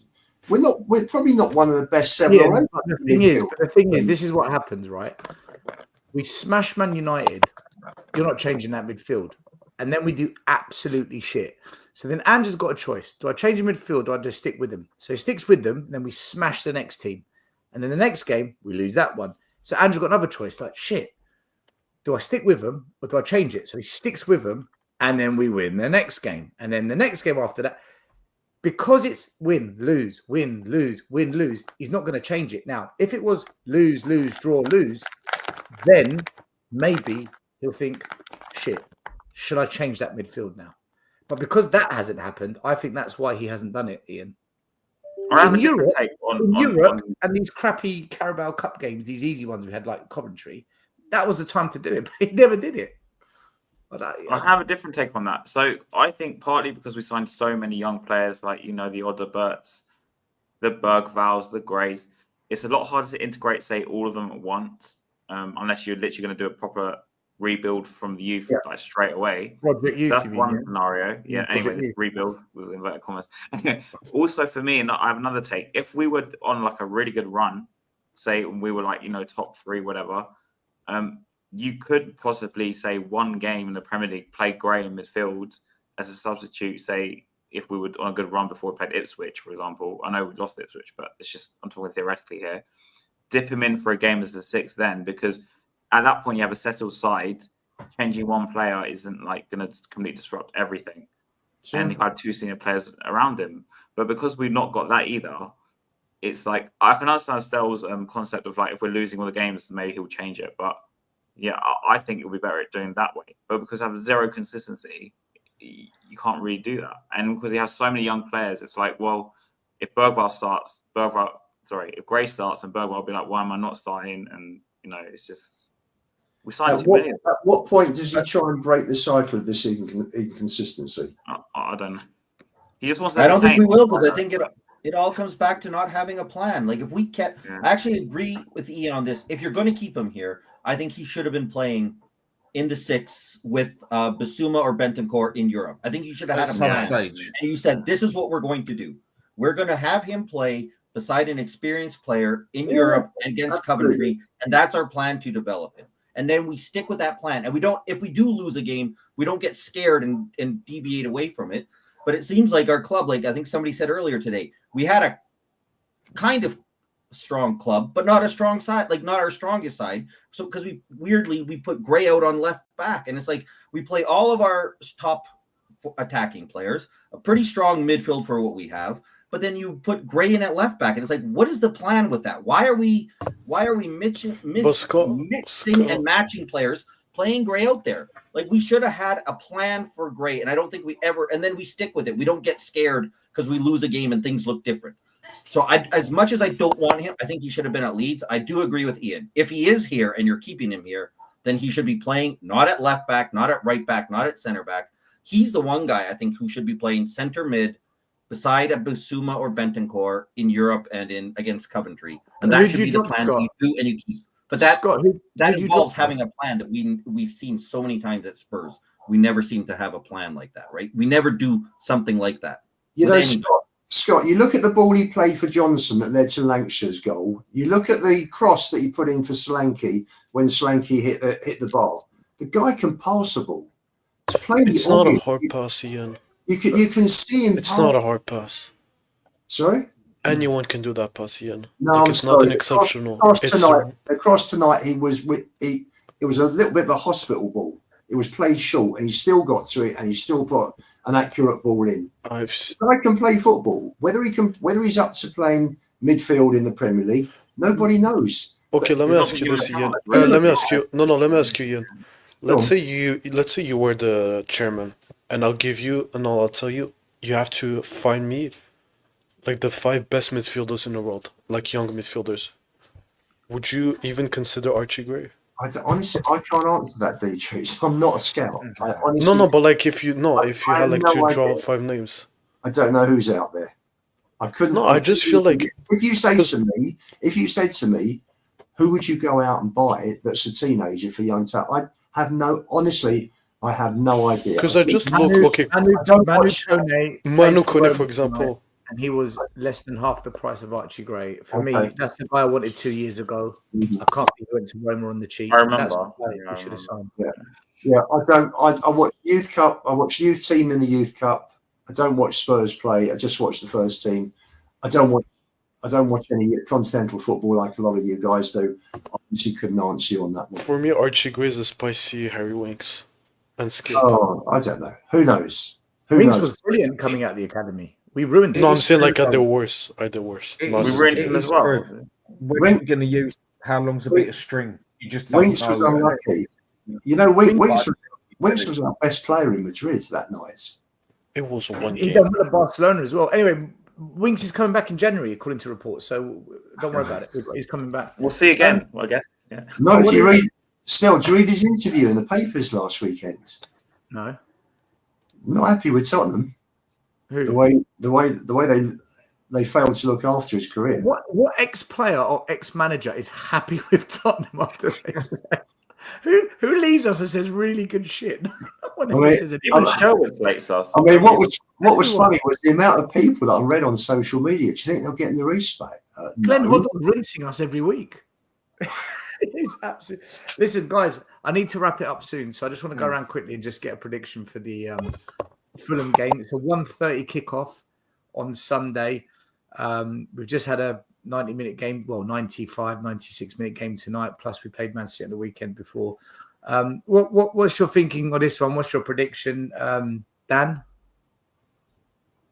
Which one? Spurs Me? Dan. Yeah, Spurs Dan. Sorry. I can't predict it. I can't. Who He's knows? killing me. Who knows? Who could predict it? You never look. What? Okay, so we got a draw. So maybe a win. Yeah, could be a loss. No, actually a loss because we beat Man City. We beat Man City. So this is a loss, isn't it? Really, if you're looking at the form guide. Cool. What's your score prediction? Couldn't have said it any better, Dan. The score prediction, something like 2-1 to Fulham. 2-1 to Fulham. Yeah, why not? 2-1 Fulham. You know what? I'm going to go because I hate going last. I think we beat Fulham 2-0, but that's on the basis. Clean sheet. Clip it, yeah, clean sheet. But I think that's on the basis. Clip it as many times as you like. But I'm saying that because I believe we go away to Bournemouth and we go and play Chelsea and we lose both those games. So I think we get a win, then it's 2 losses in a row. Ian, what about you? What's your prediction for Fulham? I think we'll draw. Another draw. From not any draws, we're going to get 2 in a row. I think that's so Spursy. I think we'll draw. I think we're due a few draws. Wouldn't surprise me if we draw somebody and at Bournemouth. Brilliant. So what are you thinking? 0-0, 1-1, 2-2, 1-1, 2-2, possibly.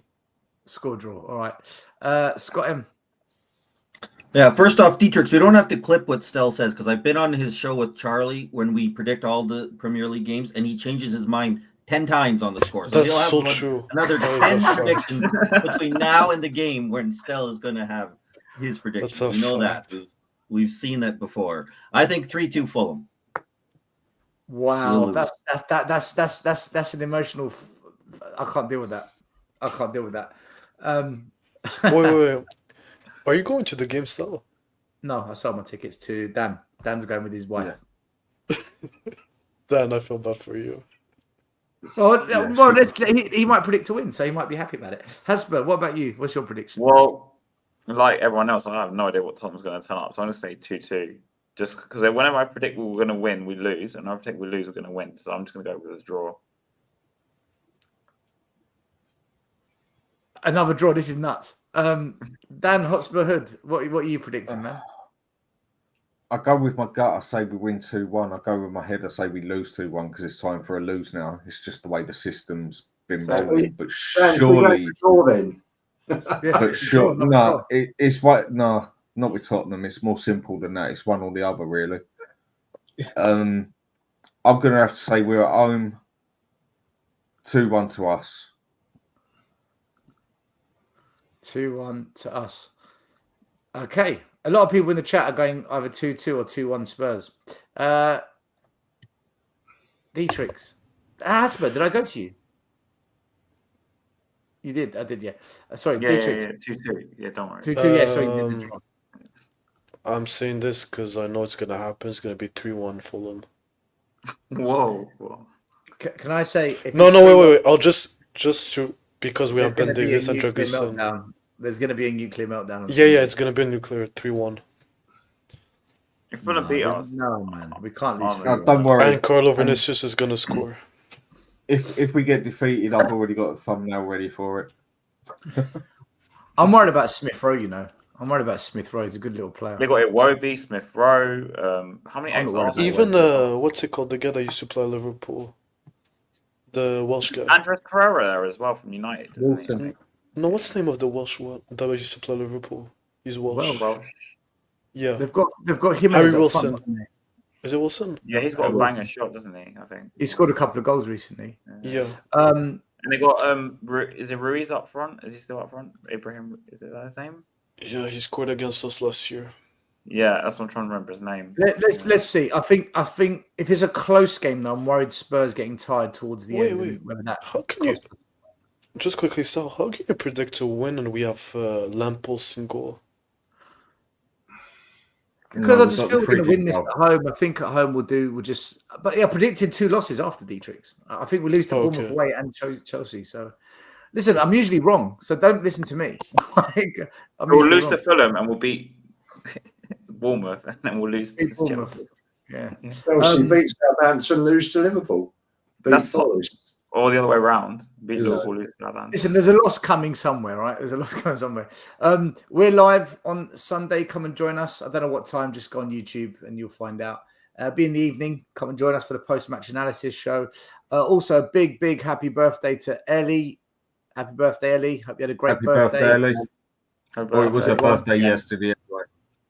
Yeah, yesterday. We started yesterday. We finished. I was being sarcastic. She shares the birthday with Adogi, apparently. Ellie told me that, so there you go. How's about that? Same birthday as Adogi. I feel bad for him. Well, you can tell her that. Big up to Swifty for the super chat, and Ian, and the Assassinator, and Brandon, and Artist. Thank you to Donna Cullen, twice, Huddersfield Town, and Tony Rodriguez for being channel members. Big up to you guys. Dan List, when are you next live, mate? When's your next show? Well, I'm going on the Diehards tomorrow night. Dan, I think we might be doing something tomorrow. Is that? Yeah, I said you can jump on tomorrow. I've got mine for 11:45 tomorrow. You're more than welcome to jump on there. Same as Phil and anyone else. I'm off, so I'll be jumping on. And then, the next show next Tuesday, 7:30, be on the lane with Nige and guests. Who's your guest next week? So we've got Iggy and Sava next Tuesday. I'll tell you what. If Spurs lose to Fulham, that show's going to be hilarious.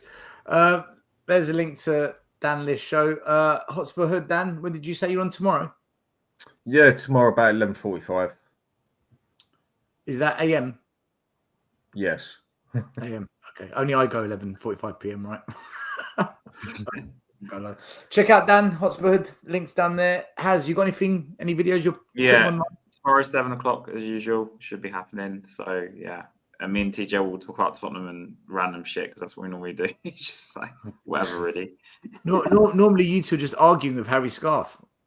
Oh no, not anymore. He's not part of the show, so you know. No way. What happened to Harry? No, that was because of the Spurs Kings. That's the only reason he was part of the show at the time. Oh, okay, all right. Yeah. Check out Hasbro tomorrow evening. It's about like girls, food, whatever. You know, it's just. So it used to be the 2 Harrys as against the 2 Ronnies. Sorry, Ian, it's not too old to talk about the 2 Ronnies, right? It's about 1980s comedy. Or was it 1970s, that one? Cool. 1980s. Yeah, 80s. Anyway, guys, thanks for watching tonight. Big up to Scott M and Dietrich and Sava who came on, and Mari. Big up to all the guys. We'll be back next on Sunday, like I said. Otherwise, everyone in the chat, thanks for being part of the show. Make sure you like, subscribe to my channel, this channel, everyone's channel. And we're out of here. Take care. Take care, everyone. See you later. The first game we look for, Robbie. Tottenham away. When we got Tottenham away. Tottenham away. When we got Tottenham away.